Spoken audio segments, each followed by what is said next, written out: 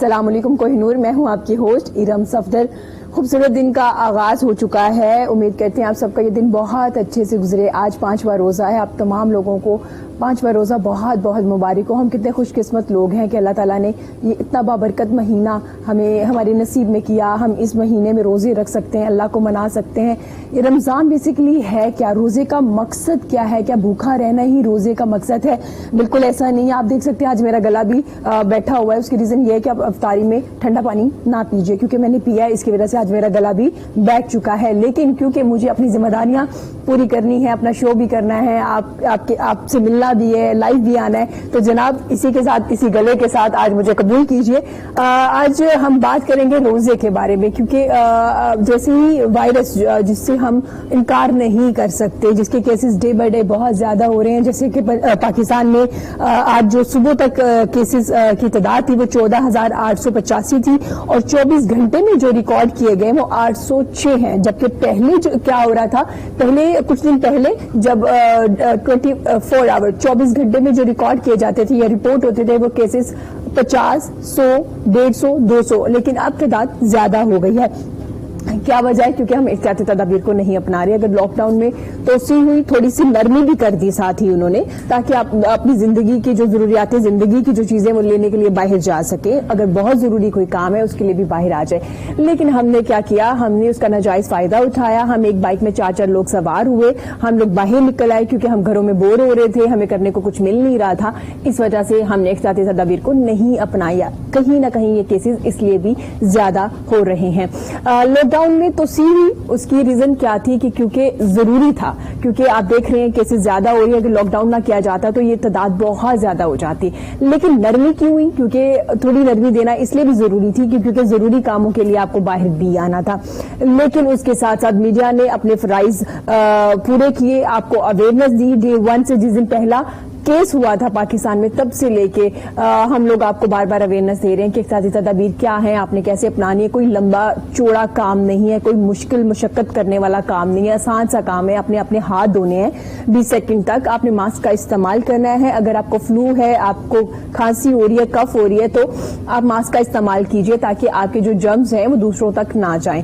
کوئی اتنا مشکل کام نہیں تھا، لیکن ابھی بھی وقت ہے، احتیاطی تدابیر کو اپنائیے۔ اگر آپ کو کوئی کام نہیں ہے تو غیر ضروری طور پہ گھروں سے باہر نہ آئیے۔ اگر رمضان کی بات کی جائے، اتنا خوبصورت مہینہ ہے، اتنا بابرکت مہینہ ہے، جس میں رحمتیں ہیں، برکتیں ہیں، مغفرت ہے، آپ اللہ کو منا سکتے ہیں۔ اور اب بھی اتنا خوبصورت آپ کو ٹائم مل چکا ہے کہ آپ گھروں میں ہیں، ہر وقت آپ عبادت میں مصروف رہ سکتے ہیں۔ آپ نے اتنے خوبصورت طریقے سے اپنا یہ رمضان آپ گزار سکتے ہیں۔ پہلے کیا ہوتا تھا؟ رمضان آتا تھا، آپ لوگ باہر کام کرنے بھی جا رہے ہیں، آپ کو وقت نہیں ملتا تھا اتنا زیادہ، لیکن اب آپ کو وقت بھی مل رہا ہے، آپ گھروں میں موجود ہیں، تو اس کا زیادہ سے زیادہ فائدہ اٹھائیے۔ جو رمضان ہے وہ ایک مہینہ جو آتا ہے وہ ہمیں 11 مہینے کی پریکٹس کروا کے جاتا ہے کہ ہم نے اپنے 11 جو مہینے ہیں وہ کس طرح سے گزارنے ہیں۔ روزہ ہمیں صبر کرنا سکھاتا ہے، ہم میں برداشت پیدا ہو جاتی ہے، ہم برداشت کرنا سیکھ جاتے ہیں۔ اس کے ساتھ ساتھ روزہ میں جو ہم بھوکے رہتے ہیں نا، صبح سے لے کے سحری سے لے کے مغرب کے وقت، یہ ایک احساس ہوتا ہے کہ جو ہمارے بہن بھائی بھوکے ہیں، جن کے گھر کھانا نہیں پکتا، وہ کیا محسوس کرتے ہیں۔ اور بھی بہت سی چیزیں ہیں اس روزے میں، یہ صرف روزہ بھوکے رہنے کا نام نہیں ہے۔ اس کے علاوہ آج ہم بات کریں گے پہلے عشرے میں کون سی عبادات کرنی چاہیے، کون سی دعائیں مانگنی چاہیے، کون سے نوافل ادا کرنے چاہیے۔ اگر آپ گھروں میں موجود ہیں تو آپ اپنی فیملی کے ساتھ کیسے جماعت کرا سکتے ہیں۔ اس کے علاوہ سوشل ورکر ماشاءاللہ سے رمضان سے پہلے بہت کام کر رہے تھے، پھر کورونا آ گیا، کورونا آنے کے بعد یہ جو کووڈ-19 آیا، اس میں بھی انہوں نے بہت کام کیا۔ الحمدللہ میں ان کو اپریشیٹ کرنا چاہوں گی، دن رات ایک کر دی۔ ڈیلی ویجز پہ کام کرنے والے لوگ ہوں یا ہمارے گھروں میں جو کام کرتے ہیں، ہمارے ڈرائیورز ہو، ہر گھر تک پہنچے، ہر گھر کا دروازہ نوک کیا اور راشن ان تک پہنچایا۔ اور اب رمضان بھی آ گیا، کیونکہ رمضان میں تو آلریڈی ہم لوگ بہت زیادہ ڈونیٹ کرتے ہیں ارد گرد میں۔ اگر کھانا بنتا ہے ہمارے گھروں میں، افطاری بنتی ہے، تو بھی ہم دوسروں تک بھی پہنچاتی ہیں، دوسروں کے گھروں میں بھی دے کے آتے ہیں۔ اب رمضان بھی ہے، ساتھ کورونا بھی ہے، ان دونوں چیزوں کا ہمیں ساتھ لے کے چلنا ہے۔ کورونا سے ہم انکار نہیں کر سکتے. اس کے علاوہ ہم بات کریں گے آج پیرنٹس کی. والدین کے حقوق کیا ہے؟ ویسے تو ہمیں بتا دیا گیا ہے کہ پیرنٹس کی عزت کرنی چاہیے, ان کا ادب کرنا چاہیے. اس کے علاوہ اسلام کیا کہتا ہے, کیا شریعت کیا کہتی ہے, اس کے بارے میں آج بات کریں گے. پیرنٹس کی اگر رائٹس کی بات کریں گے, حقوق کی بات کریں گے, تو بچوں کے حقوق کی بھی آج ہم بات کریں گے. ہمارے ساتھ ہماری بڑی پیاری مہمان موجود ہیں, سوشل ورکر ہے, ایجوکیشنسٹ ہے. میں ویلکم کرنا چاہوں گی ربا ہمایوں کا. ویلکم ٹو دا شو. ربا, کیسی ہیں آپ؟ جی تھینک یو. الحمدللہ, بہت بہت رمضان مبارک ہو. اور کیسا جا رہا ہے آپ کا رمضان؟ جی الحمدللہ, رمضان تو پہلے سے زیادہ مصروف ہو گیا, کیونکہ پہلے تو ہمارے اسکولز وغیرہ کھلے ہوئے تھے, اس کے ساتھ ساتھ اور ایکٹیویٹیز چل رہی تھیں, ووکیشنل سینٹرز وغیرہ کی, اور بہت سے رشتہ سروس, آپ کو پتا ہے ہماری ایک فری سروس ہے, تو ہماری ایکٹیویٹیز جو روٹین کی ہیں وہ تو ساری بند ہوئی ہوئی ہیں. لیکن کورونا کے حوالے سے جو ایکٹیویٹیز ہیں, مثلا راشن ڈسٹریبیوشن, پھر اس کے علاوہ ہم نے روزگار کا ایک پروگرام شروع کیا. کافی زیادہ مصروف ہو گئی ہیں پہلے سے بھی زیادہ, پہلے سے زیادہ مصروفیت ہو گئی ہے. راشن کا پروجیکٹ اٹ سیلف بہت زیادہ ٹائم ٹیکنگ ہے, اور ذمہ داری بہت زیادہ ہے اس میں. اس بارے میں بھی ہم ربا سے بات کریں گے. ہمارے ساتھ ہمارے بڑے پیارے مہمان موجود ہیں. میں ویلکم کرنا چاہوں گی مفتی محمد بہرام کا. ویلکم ٹو دا شو. کیسے ہیں آپ مفتی صاحب؟ خیریت سے ہیں؟ اللہ کا شکر الحمدللہ. آپ کو بھی رمضان بہت بہت مبارک ہو. یہ بابرکت مہینہ, اللہ تعالیٰ اسی کے وسیلے ہمیں یہ جو مشکل وقت ہے ہم پہ آیا ہے, اس سے ہمیں نجات دلائے اور ہم واپس اپنی زندگیوں میں آئیں گے, کورونا وائرس بھی چلا جائے, اور انشاءاللہ چلا بھی جائے گا. تو آغاز آپ سے کرتے ہیں. میں نے جیسے ذکر کیا کہ روزہ کیا بھوکا رہنے کا نام ہے, ہماری کچھ ذمہ داریاں ہوتی ہیں یہ روزہ رکھ کے, تو آپ بتائیں گے کیا ذمہ داریاں ہیں, کس طرح سے ہم نے روزہ رکھنا ہے؟ بسم اللہ الرحمن الرحیم. تمام تعریفیں اس اللہ کے لیے جو ایسا اول ہے جس کی ابتدا نہیں, اور ایسا آخر ہے جس کی انتہا نہیں. درود و سلام کے گجرے نچھاور ہوں سستی پر جو وجہ تخلیق کائنات ہیں, اور آپ کی وساطت سے آپ کی جمیع آل اور جمیع اصحاب کے. روزہ عربی زبان میں روزے کے لیے لفظ الصوم استعمال ہوتا ہے. معنی تو ہے جس کا رک جانا. جی, کس چیز سے رک جانا؟ اصطلاحی تعریف اس کی یہ ہے کہ سحری سے لے کر افطاری تک کھانا پینا اور جائز نفسانی خواہشات سے انسان اپنے آپ کو روک لے, یہ روزہ ہے. ٹھیک ہے, یہ اس کی ابتدائی تعریف ہے. اب روزے کی جو حکمت ہے یا روزے کی جو روحانیت ہے, یہ تب ہی حاصل ہوگی جب روزے کو اس کے صحیح معنی کے ساتھ ہم سمجھیں گے. قرآن پاک کو دیکھیں, اگر سورہ بقرہ میں اللہ رب العزت نے ایمان والوں کو خطاب کر کے کہا, ایمان والوں ہم نے تم پر روزے فرض کیے جیسا کہ پہلے لوگوں پر بھی تھے. یعنی کہ روزوں کے حوالے سے یہ ایک بات کلیئرلی بتا دی گئی کہ یہ کوئی نئی عبادت نہیں ہے, کہ پہلے بھی چلتا آ رہا ہے سلسلہ. اور اگر پرانے روزے دیکھیں تو وہ بڑے لمبے ہوا کرتے تھے, بڑے بڑے لمبے روزے ہوا کرتے تھے. تو اللہ نے کہا روزے فرض کرنے کا جو مقصد بیان کیا, لعلکم تتقون, تاکہ تم متقی بنو. یعنی کہ رب نے روزے کا یہ مقصد بیان نہیں کیا کہ میں چاہتا ہوں تم بھوکے رہو پیاسے رہو. یہاں ایک حدیث پاک کوٹ کرتا ہوں, نبی پاک صلی اللہ علیہ وآلہ وسلم نے فرمایا, اس کا مفہوم ہے کہ اگر تمہارا روزہ تمہیں بری عادات سے نہیں روکتا تو اللہ کو تمہارے بھوکا پیاسا رہنے سے کوئی فائدہ نہیں, کوئی غایت نہیں. اب دیکھیں نا, اگر صرف بھوکا پیاسا رہنا ہی مقصد ہے تو وہ لوگ جو فاقہ کش ہیں وہ تو پھر ہر وقت ہی روزے میں ہوں گے. صرف بھوکا پیاسا رہنا نہیں, انسان کے مائنڈ میں سب سے پہلے یہ بات ہونی چاہیے جو آج کل ہم میں سے اکثر کے ذہن میں نہیں آتی, کہ میں بھوکا پیاسا کیوں ہوں. میں صرف اس لیے بھوکا پیاسا ہوں کہ اللہ کو راضی کر سکوں. اب ایک لحاظ سے میں نے روزہ رکھا ہے, بھوکا بھی ہوں پیاسا بھی ہوں, اور اللہ کو راضی کرنے والا میں کوئی کام نہیں کرتا. میں جتنے کام کر رہا ہوں ان سے بندے ناراض ہو رہے ہیں, اور یقیناً رب بھی ناراض ہو رہا ہے. روزے کی جو روحانیت ہے اس کی طرف میں نہیں آتا. کیونکہ مجھے کسی نے صحیح طرح بتایا ہی نہیں کہ روزہ ہے کیا, اور روزے کا مقصد کیا. اس کی طرف آتا ہوں. مقصد تھا لعلکم تتقون, تاکہ تم متقی بنو. اب تقویٰ کیا ہے؟ تقویٰ واحد ایسی چیز ہے, یہ ان چیزوں میں سے ہے جس کی تعریف ہم نہیں کر سکتے. انسان کا مرتبہ جیسے جیسے بڑھتا جائے گا تقوی کی تعریف بڑھتی جائے گی. تقوی کی جو انیشیل سٹیج ہے وہ ہے ترک ما لا یعنی, یعنی کہ لا یعنی چیزوں کو چھوڑ دینا. لا یعنی چیزوں سے مراد کہ جس کا نہ تو کوئی دنیاوی فائدہ ہے اور نہ ہی اخروی فائدہ ہے. یہ تقوی کی کم سے کم تعریف ہے. اور پھر تقوی کی تعریف کرتے کرتے آخری درجہ جو تقوی کا آتا ہے وہ انسان کا دل بولنا شروع کر دیتا ہے. نبی پاک صلی اللہ علیہ وآلہ وسلم سے ایک صحابی نے پوچھا کہ میں کسی کام میں تذبذب کا شکار ہو جاؤں, مجھے پتہ نہ لگے کہ میں ٹھیک کر رہا ہوں یا غلط کر رہا ہوں, تو آپ نے فرمایا والاسم ما حاک فی نفسک, اگر وہ کام برا ہوگا تو تیرے دل کے اندر کھٹکا پیدا ہوگا, تیرا دل تجھے کہے گا کہ تم برا کر رہے ہو. اور آپ صلی اللہ علیہ وآلہ وسلم نے تقوی کی جب تعریف کی تو اپنے دل پہ اشارہ کر کے کہا کہ تقوی یہاں ہوتا ہے, یعنی کہ انسان تقوی آغاز ہو رہا ہے لا یعنی چیزوں کو چھوڑ کر, اور پھر اس کا ایک مرتبہ یہ آتا ہے کہ انسان کا دل اسے ہم کلام ہو جاتا ہے, وہ اسے بتا رہا ہوتا ہے کہ میں جو کام کرنے جا رہا ہوں وہ درست ہے کہ نہیں. اور تقوی کی تعریف کرتے کرتے یہ بھی تو کہا گیا نا کہ آپ خاردار راستے سے گزر رہے ہیں اور وہاں سے اپنے کپڑے اس طرح سمیٹ کر گزرنا کہ آپ کے کپڑوں کو کانٹا نہ لگے, یہ بھی تقوی, یعنی کہ ہر طرف فتنے ہیں, کوئی بھوک سے مر رہا ہے, کوئی کس سے مر رہا ہے, کہیں کوئی فتنہ ہے, کہیں کوئی فتنہ ہے, تو وہاں سے گزرنا ہے اور اس انداز میں گزرنا ہے کہ ہمارا دامن جو ہے وہ خاک سے نہ ٹکرائے اور ہمارا دامن جو ہے وہ خار آلود نہ ہو, اس میں کانٹے نہ آئے, یعنی کہ ہم نے وہاں سے گزر جانا ہے, یہ بھی تقوی کہا گیا. اور تمام تر تعریفوں کا نچوڑ اسی نقطے پر اور اسی مرکز پہ نکلے گا کہ تقوی یہ ہے کہ انسان رب تک پہنچ جائے. کیا بات ہے, یہ ایک نچوڑ نکلے گا. اب رب تک پہنچنے کا جو سب سے بہتر ذریعہ, اگر قرآن ہی کو دیکھیں, سورہ زاریات میں رب نے فرمایا وما خلقت الجن والانس الا لیعبدون, میں نے انسانوں اور جنوں کو اپنی بندگی کے لیے پیدا کیا. اب یہاں ایک بات اور میں کلیئر کروں, وہ یہ ہم لوگ سمجھتے ہیں کہ بندگی کا معنی ہے نماز پڑھنا, زکوٰۃ دینا, روزے رکھنا, جو دین اسلام کے 5 ارکان ہیں ان پر عمل کرنا, یہ بندگی کی علامات ہیں. یہ بندگی نہیں ہے, یہ بندگی کی علامات ہے. جو رب کا بندہ ہے اس کی صفات یہ ہے کہ وہ نماز پڑھتا ہوگا, ٹھیک ہے, اس کی صفت یہ ہے کہ وہ روزہ رکھتا ہوگا, اس کی خوبی ہے وہ زکوٰۃ دیتا ہوگا. اب رب کی بندگی کیا ہے, رب کی بندگی کیا؟ اب رب کی بندگی یہ ہے کہ انسان رب کی بات کو مانے, رب کی بات کو تسلیم کرے.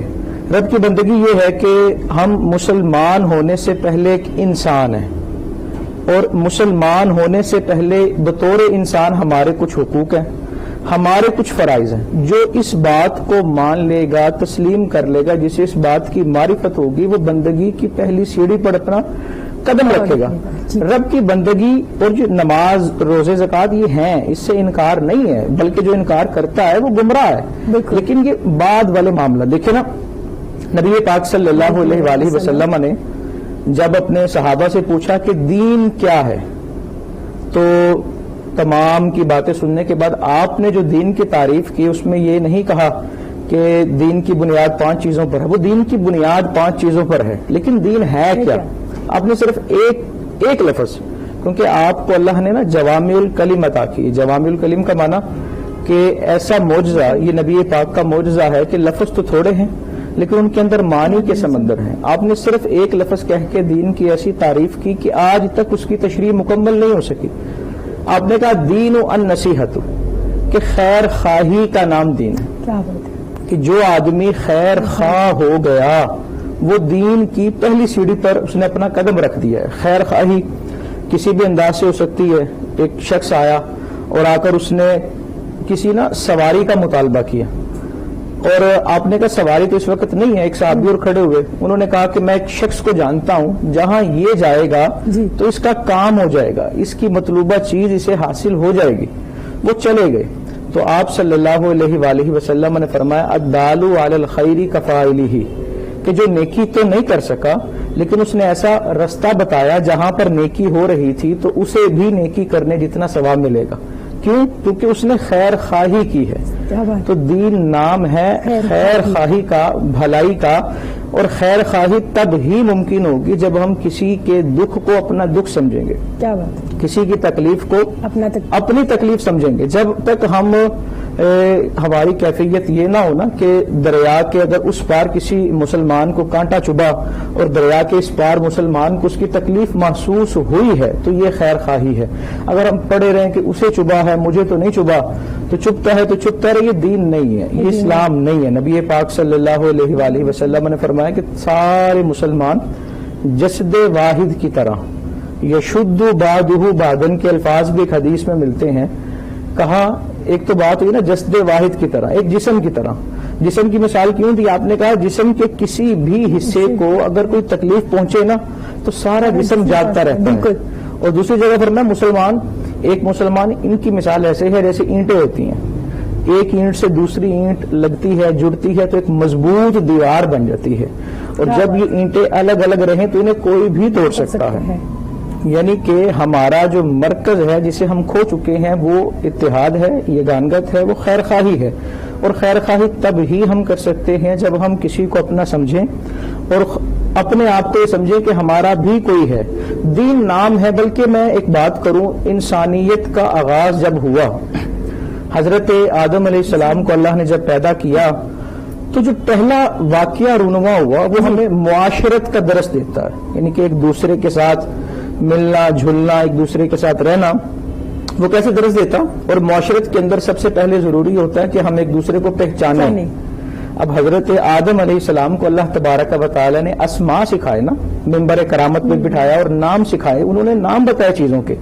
तो ये मुआशरत का पहला उसूल है कि किसी भी बंदे से या चीज से रब्त और ताल्लुक कायम करने के लिए उसके बारे में आगाही जरूरी है।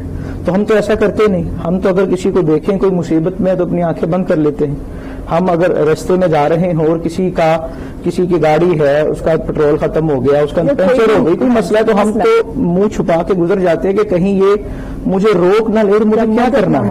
हालांकि चाहिए तो ये था कि मैं वहां जाकर ये ना कहूं कि तुम कौन हो, किस मजहब से ताल्लुक है, किस रंग से ताल्लुक है, मैं जाते साथ ही उसकी मदद करूं और अपना जो अखलाक है उससे मुतासिर करूं। अब नबी पाक सल्लल्लाहु अलैहि वसल्लम का सारा दौर देखें, खुलफाए राशिदीन का देखें, उसके बाद जितने सुनहरी अदवार हैं देखें, वहां पर इंसानियत को तरजीह दी जाती है।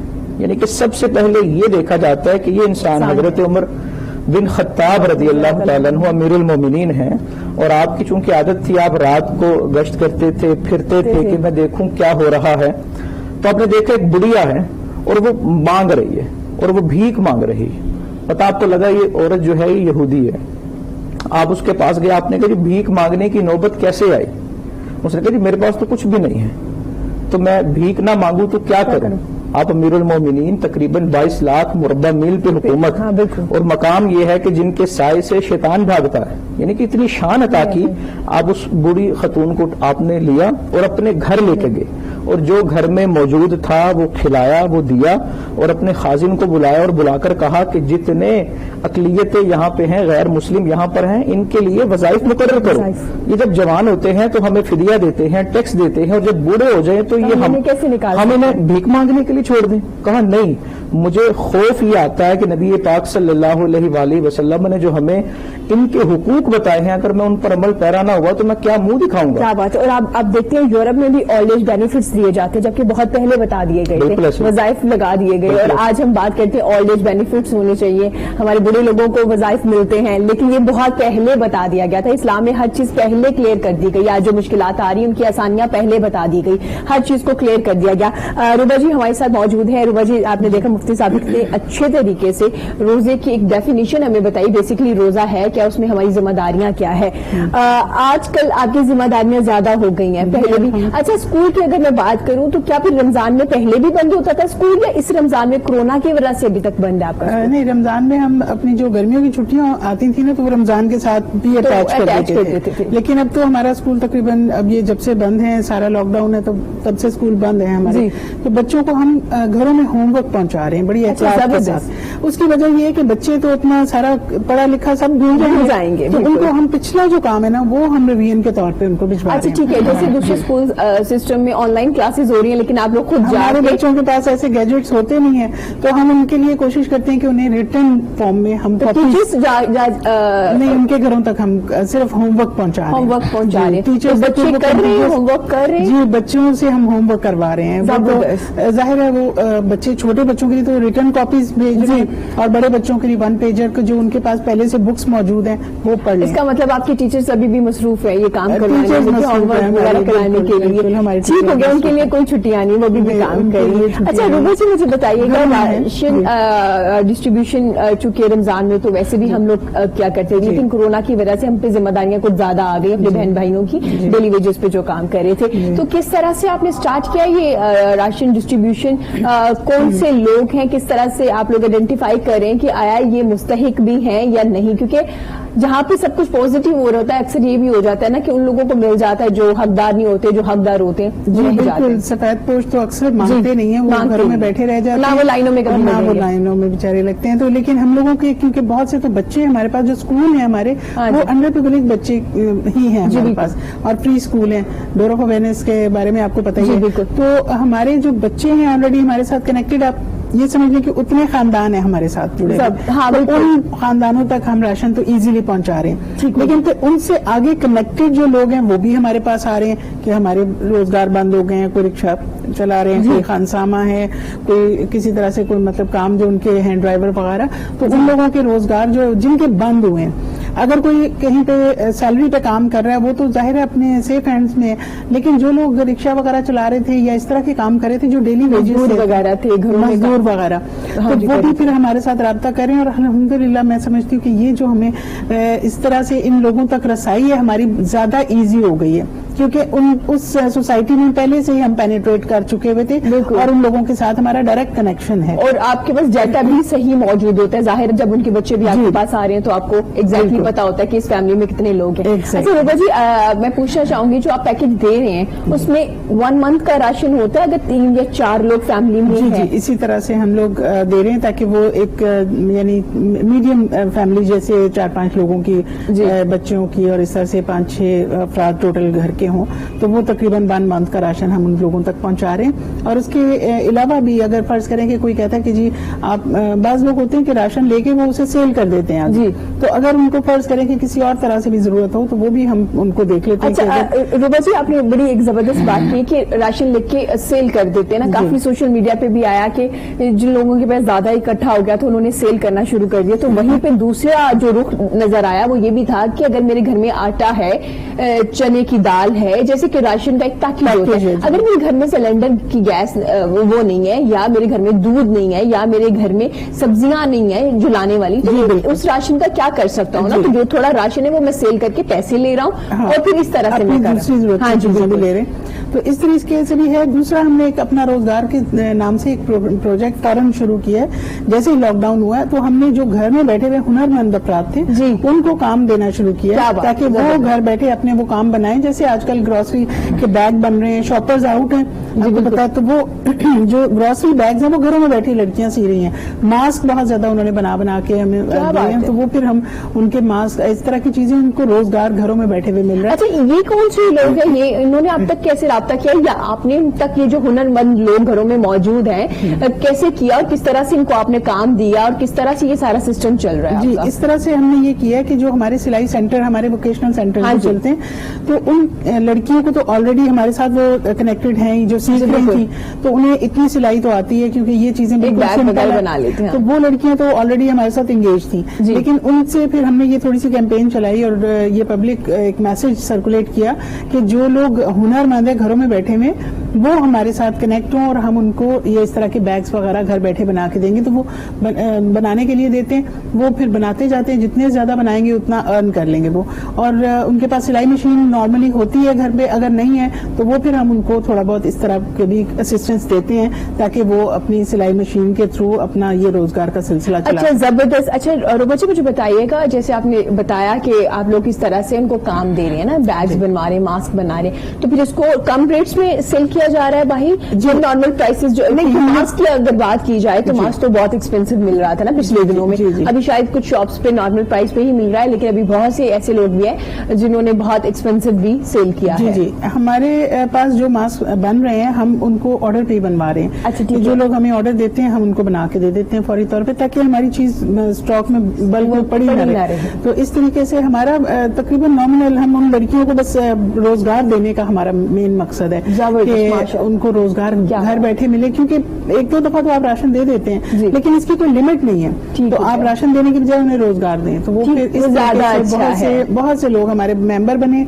और इस तरीके से वो मेल भी है, उसमें सिर्फ लड़कियां नहीं है, मेल बहुत से हमारे साथ मेंबर बने और उन्होंने इस तरीके से रोजगार। अच्छा, माशाल्लाह, ये जो आपने जिक्र किया है ना कि आप 1 मंथ, मुफ्ती साहब भी एग्री करेंगे, कुछ सफेद पोश लोग ऐसे भी होते हैं, आप उनको राशन देना तो उनको अच्छा नहीं लग रहा होता, उन्हें होता है कि कोई काम मिल जाए ताकि जो पैसे थोड़े बहुत मुझे मिले मैं उससे ही कोई चीज बाय कर लूं, बजाय कि मैं किसी को कहूँ। ये बड़ा अच्छा नफ्स दूसरों की मजबूर ना हो, एक जो ये भी इस मकसद में ये भी शामिल था कि रोजगार मिले उन्हें और वो कोई ना कोई ऐसा काम करके सेल कर सकें, क्योंकि सब काम बंद हो गए हैं तो वो घर बैठे हैं। अच्छा, जो आप मास्क बना रहे हैं वो कपड़े वाले मास्क हैं? जो डिफरेंट मटेरियल नॉन वोवन होता है ये कपड़ा जिसके साथ ये बनते हैं, और इसकी डिफरेंट इसकी लेयर्स होती हैं, 2 लेयर 3 लेयर इस तरह करके, तो वो उसके मुताबिक जैसा ऑर्डर होता है उस तरह से हम बना देते हैं। तो ऑर्डर्स आ रहे हैं अच्छे से, वो अल्हम्दुलिल्लाह मास्क के तो बहुत ज्यादा ऑर्डर्स थे। उसके बाद अब ये ग्रोसरी के जो बैग्स आजकल शॉकर की जगह यूज हो रहे हैं, वो बैग्स बहुत ज्यादा डिमांड में। कपड़े के ही बना रहे हैं वो भी नॉन वोवन कपड़ा होता है। अच्छा, जबरदस्त, वेरी नाइस। ये तो एक बड़ा अच्छा प्रोजेक्ट आप लोगों ने स्टार्ट किया, आपको मैं बड़ा मुबारकबाद देती हूँ, और मेरी बेस्ट विशेष भी आपके साथ है। अल्लाह ताला आपको इसका अजर भी दे और अल्लाह ताला मजीद तौफीक भी दे आपको ये मजीद कंटिन्यू रखने के लिए। आपने जो फौरन से एक नया प्रोजेक्ट स्टार्ट किया है, मुफ्ती साहब आपकी राय लेना चाहूंगी इस बारे में। जैसे रूबा जी ने जिक्र किया, इज्जत नफ्स जो है वो मजरूह ना हो, तो शरीयत क्या कहती है, इस्लाम क्या कहता है कि अगर हम किसी को हेल्प करते हैं तो हमें किस तरह से हेल्प करनी चाहिए, चाहे वो सफेद पोश हो, हमारे बहन भाई जो शादियां करके अपने घरों में चले जाते हैं लेकिन इतने वेल ऑफ नहीं होते, कोई एक आध बहन भाई भी होते हैं, तो कोई किस तरह से हेल्प की जाए कि अगले को फील भी ना हो, क्योंकि हम तो अल्लाह की दी में से दे रहे हैं ना, हमारा इसमें क्या कमाल है कि अगर हम किसी को दे रहे हैं तो उसमें फिर क्या सेल्फियां और क्या तस्वीरें और फिर क्या उसकी शोबाजियां हमने करनी है। बिल्कुल। बिस्मिल्लाहिर्रहमानिर्रहीम। दीन इस्लाम का बड़ा प्यारा उसूल है, वो ये है कि जब हम किसी को दें जी तो अगर दाएं हाथ से दिया है तो बाएं को खबर नहीं होनी चाहिए। ये दीन इस्लाम का ना उसूल है जी। हजरत उमर फारूक रदियल्लाहु ताला अन्हु, आप हर वक्त ना सबकत ले जाने की कोशिश करते थे, सोचते थे, ढूंढते थे कोई ऐसा मैं काम करूं जो मेरे अलावा किसी ने ना किया हो। आपको पता लगा कि शहर से दूर ना एक बेवा औरत रहती है, उसका देखभाल करने वाला कोई नहीं है। आपने कहा मैं उसके घर जाऊंगा, सफाई करूंगा, खाना पकाऊंगा, जिस चीज की जरूरत होगी वो मैं पूरी करूंगा और रातों रात जाऊंगा, रातों रात वापस आ जाऊंगा।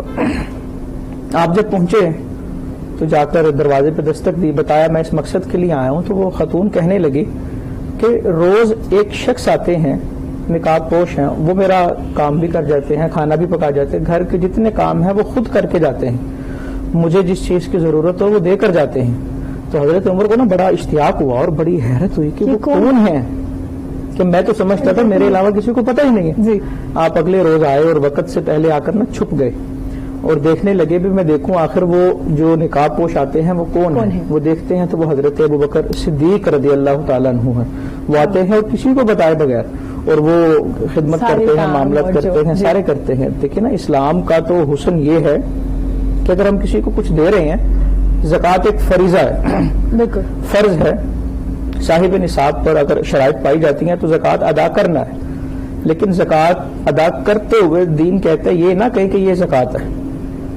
अच्छा, हो सकता है जो लेने वाला है वो सफेद पोश है, उसकी इज्जत नफ्स मजरूह हो जाए और वो अपने आप में गिल्टी महसूस करे कि पता नहीं ये क्या हो गया, मैं क्या ले रहा हूँ क्या नहीं ले रहा। उसे तोहफा कह दें, ईदी कह दें, उसे कहीं आप ले लें, आप रख लें, कुछ भी कहकर दें, मेरी तरफ से ये छोटा सा तोहफा है, रख लें। हाँ, आप अदा करते हुए ज़कात की नियत करें। देखिए ना, ज़कात एक फर्ज है, एक फरीजा है, उसको अदा करते हुए कहना जरूरी नहीं, बल्कि बेहतर ये है कि ज़कात के अलावा कोई और लफ्ज इस्तेमाल किया जाए। ये मेरी तरफ से कोशिश है थोड़ी सी वगैरह गालिक। तो जो नफली सदकात हैं इनको अदा करते हुए एक बंदा दे रहा है और 10-10 लोग 20-20 लोग साथ खड़े हैं, तो ये जायज नहीं। हाँ, एक सूरत हो सकती है जिस तरह हमारे फलाही इदारे काम करते हैं, एनजीओ काम करती हैं, तो वो भी इसे शो करते हैं। वो उनकी रीजन मैं की तरफ आ रहा हूं। प्लीज।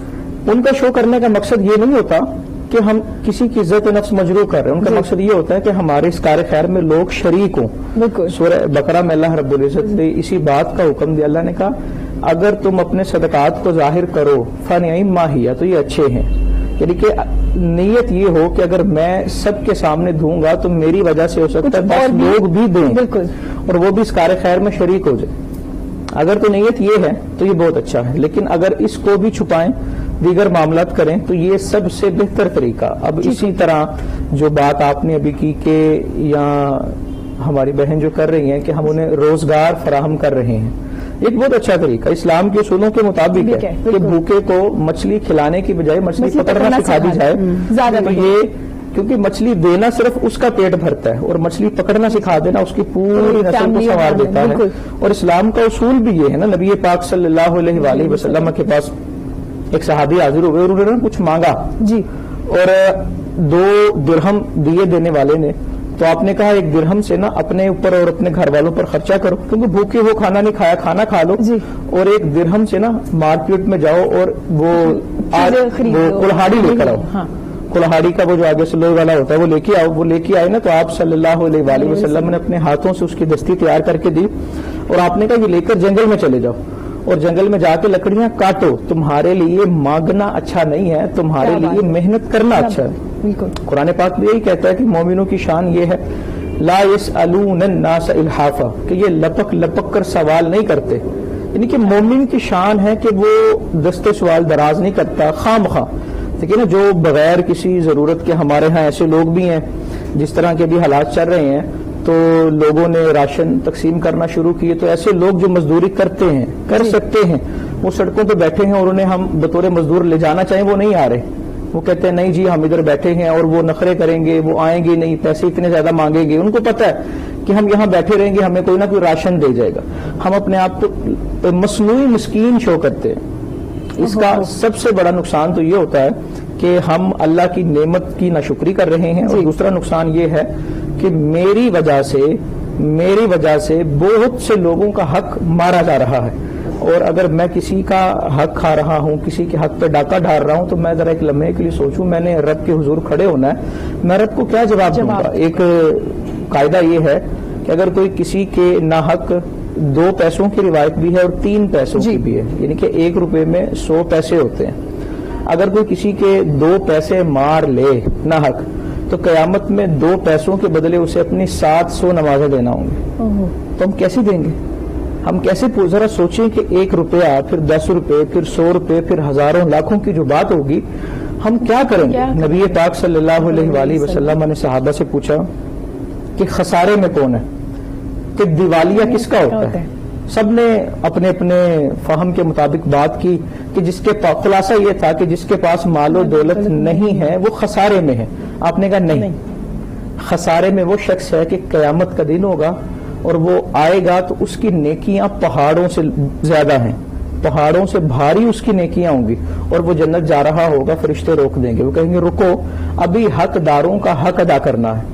وہ رکے گا, ایک آدمی آئے گا, اس نے کہے گا تم نے میرے ساتھ یہ ناحق کیا, یہ ظلم کیا, یہ معاملات کی. اور ایک یہاں بات ایک اور کروں, صرف پیسے مارنا حق نہیں ہوتا, کسی کی عزت پہ ڈاکہ ڈالنا, کسی کو نیچا دکھانا, کسی کی توہین کرنا, یہ سارے حقوق ہے اور ان سب کا ہمیں جواب دینا ہے. کوئی آ کر کہے گا کہ تم نے مجھے فلاں وقت جو ہے وہ گالی دی تھی, کیا تھا, دل آزاری کی تھی, یہ معاملہ کیا تھا, وہ اپنے نامہ اعمال سے نیکیاں دیتا رہے گا حتیٰ کہ وہ پہاڑ نیکیوں کے ختم ہو جائیں گے, لیکن حقداروں کی لائن لگی ہے.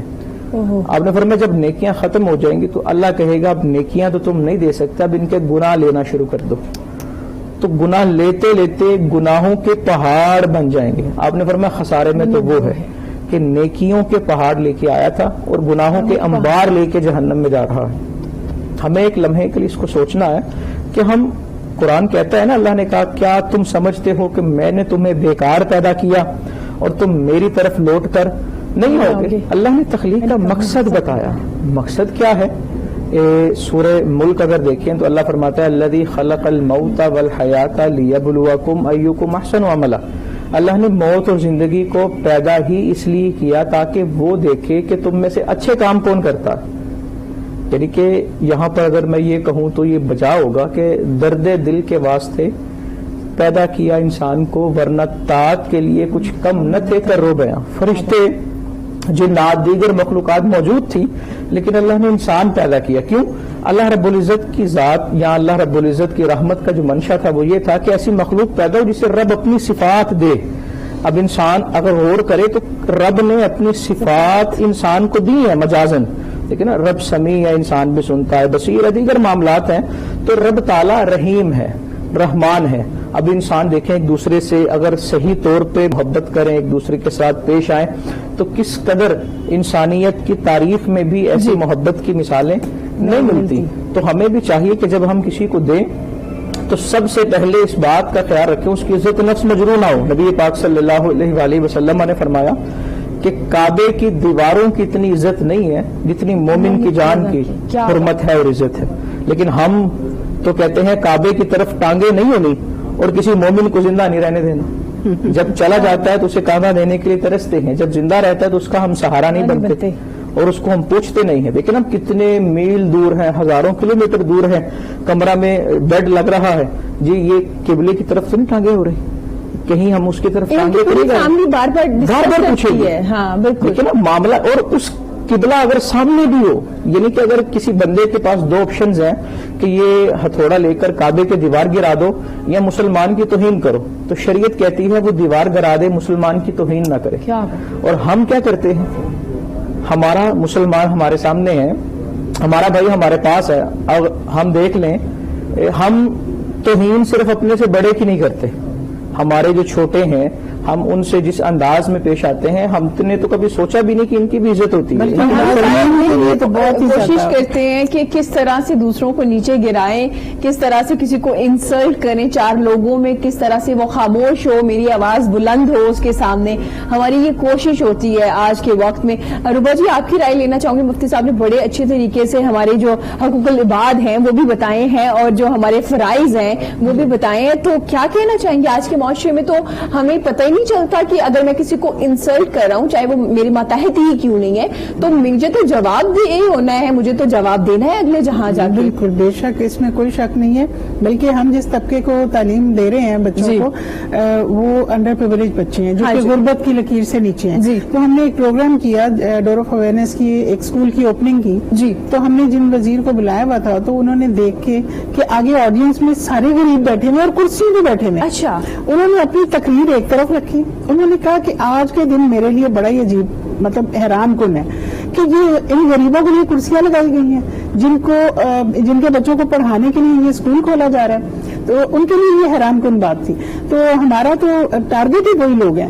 ہم چاہتے ہیں کہ ہمارے بچوں میں عزت نفس پیدا ہو اور ان بچوں کو ہم لوگ جس طرح سے ان کے اوپر ماشاءاللہ کام ہو رہا ہے ڈور آف اویئرنیس کا، یہ میں سمجھتی ہوں کہ یہ الحمدللہ ہمیں فخر ہے اس بات پہ کہ ہم ان بچوں کے لیے ایسے خدمت کا کام کر رہے ہیں. ان کی مدرس کو ہم سلائیاں اور اس طرح کے ہینڈی کرافٹ سکھا رہے ہیں تاکہ وہ گھر بیٹھے عزت نفس کے ساتھ. ان کی مدرس بہت سی ہمارے ووکیشنل سینٹرز جو ہیں وہ اسی طرح سے خواتین کے لیے جو کہ افورڈ نہیں کرتی.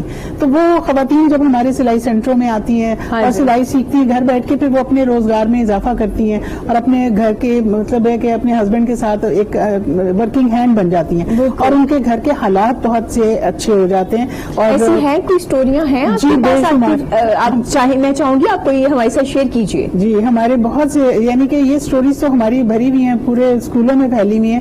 اور اس وقت الحمدللہ ڈور آف اویئرنیس جو ہے لاہور کی سب سے زیادہ وائڈ این جی او ہے کہ ہمارے آل اوور لاہور ہمارے اسکول پھیلے ہوئے ہیں اور باہر بھی ہمارے کھولنے کے لیے ماشاءاللہ بہت سی انویٹیشنز ہیں. پائپ لائن میں اسکولز ہیں جو لاہور سے باہر بھی ہیں. تو مقصد کہنے کا یہ کہ ہم لوگ فوکس ہی ہمارا یہ ہے کہ ہم غرباء کے اوپر کام کریں اور ایسے لوگ نان افورڈنگ لوگوں کے اوپر کام کریں. تو وہ جو مائیں سیکھ رہی ہوتی ہیں بچے ان کے اسکول میں پڑھ رہے ہوتے ہیں اور جب وہ سیکھ لیتی ہیں تو پھر وہ بتاتی ہیں کہ باجی اب ہمارا یہ جو ہم نے اچھا گھر کرائے پہ لے لیا ہے یا جس طرح سے بھی ان کے آمدنی میں اضافہ ظاہر ہے وسائل کے ساتھ ہی ساری سہولتیں چل جائے تو کچن اچھا سا چل جاتا ہے، بچوں کی حالت درست ہو جاتی ہے اور ان کے چہروں پہ رونق اور طرح سے آ جاتی ہے. تو جب وہ بیچارے اپنی غربت کی لکیر سے نیچے ہوتے ہیں تو وہ تو مشکل سے کھا پی رہے ہوتے ہیں، مشکل یہاں تک کہ کئی دفعہ یہ ہوا کہ کوئی بچہ صبح ایک ہمارے اسکول کا فینٹ ہو گیا تو پتا چلا کہ جی وہ بچہ ناشتے کے بغیر آیا ہوا تھا.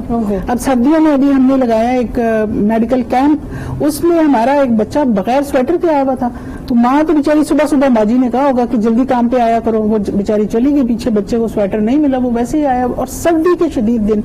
تو یہ ہماری تو بچے ہی وہ ہیں جن کے اوپر ہم نے فوکس کیا ہوا کہ ان کو ہم نے تعلیم بھی دینی ہے, ان کی ماؤں کو ہم نے ہنرمند بھی بنانا ہے. یہ بچے بھی انشاءاللہ ہنرمند بنیں گے, ان کو میٹرک کرا کے ہم کوئی نہ کوئی ایسا ڈپلوما کرائیں گے تاکہ یہ ہنرمند پڑھا لکھا ایک شہری ہمارے. جی ابھی آپ کے کوئی بچے ہیں جو میٹرک کرنے کے بعد کوئی اپنا کام شروع کر چکے ہیں, جو آپ کی آنکھوں کے سامنے آئے اور اب آپ نے دیکھا ہے کہ ماشاءاللہ سے اپنے کام کر رہے ہیں, گھر کا کچن ان کی وجہ سے چل رہا ہے, سہارا بن چکے ہیں اپنے گھر والوں کا؟ الحمدللہ ہمارے بہت سے بچے کالجز میں بھی ایڈمٹ ہو چکے ہیں اور وہ پڑھ رہے ہیں. ان کی فیسیں کچھ تو اتنے اچھے نمبروں کے ساتھ گئے تھے کہ اسکالرشپ پہ ان کی بغیر فیس کے ان کی تعلیم جاری ہے, اور کچھ بچوں کی فیس ہم نے اسپانسر کی ہوئی ہے, وہ آگے کالجز میں پڑھ رہے ہیں. اور اس کے علاوہ میٹرک میں بھی ابھی ایگزام دینا ہے ہمارے بچوں نے, یعنی ایک بڑی کافی زیادہ تعداد میں بچوں انہیں اپیئر ہونا ہے. تو اس طرح سے ان کی جو سکسیس سٹوریز ہیں, جو ڈراپ آؤٹ بھی ہوتے ہیں نا ہمارے اسکولوں کے بچے, جو ہمارے ڈور آف اویئرنیس کے بچوں کی بات کر رہی ہوں, ان کی وجہ یہ ہوتی ہے کہ مائیں کاموں پہ ڈال دیتی ہیں انہیں.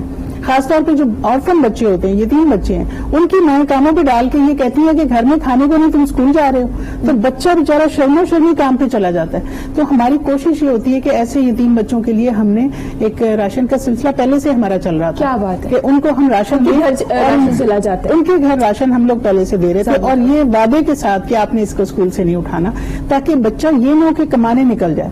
اور ڈراپ آؤٹ جو ہوتا ہے وہ اتنا, مطلب 8ویں کا بچہ ہے یا 9ویں کا بچہ ہے, وہ کام پہ ماں نے ڈال دیا ہے اور ان کے گھر کے حالات کی وجہ سے ڈالا ہے. تو ہم نے ان کا راشن ایک فکس کیا ہوا ہے کہ آپ نے یتیم ہونے کی وجہ سے, کیونکہ کمانے والا اور کوئی نہیں ہے, ماں کام پہ چلی جاتی ہے, گھر کا خرچہ پورا نہیں ہوتا, تو ہمارا وہ راشن کا ایک پروجیکٹ پہلے سے ہی چل رہا تھا کہ ہم نے یتیم بچوں کے راشن ہم نے لگائے ہوئے. لیکن اس کے ساتھ ساتھ اب جیسے جیسے یہ ہمارا پروجیکٹ شروع ہوا ہے تو ان ماؤں کو بھی ہم نے ہنر سکھایا ہوا ہے, وہ ساتھ ساتھ کام بھی کر رہی ہیں. اور بہت سی ماؤں نے اپنے ادھر کے کام چھوڑ کے, تو یہ جو گھروں میں اسپینڈ کر رہے ہیں, گھروں میں بچوں کے ساتھ بھی ہیں, دوسرا کھانا بھی خود بنا رہی ہے, کوئی مشکل نہیں کہ گھر خالی پڑے آپ کام کرنے گئی ہیں, دوسرا آپ کی سورس آف انکم بھی بن چکا ہے الحمدللہ.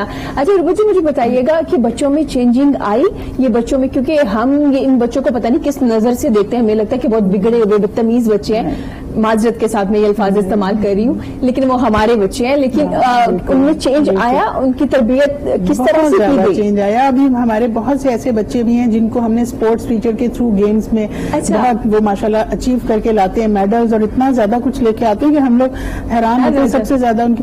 تو اب انشاءاللہ آرمی میں بھی ان کا پلان ہے جانے کا. اس کے علاوہ اور بھی بہت سے ایسے برائٹ بچے ہیں, تو انشاءاللہ جلدی سکسیس سٹوریز مزید سامنے آئیں گی. لیکن ابھی بھی ہمارے بہت سے بچے ہیں جو کہ کالجز جا رہے ہیں, اور کچھ بچے ہیں جن کو ہم نے ہنر پہ ڈالا ہوا ہے.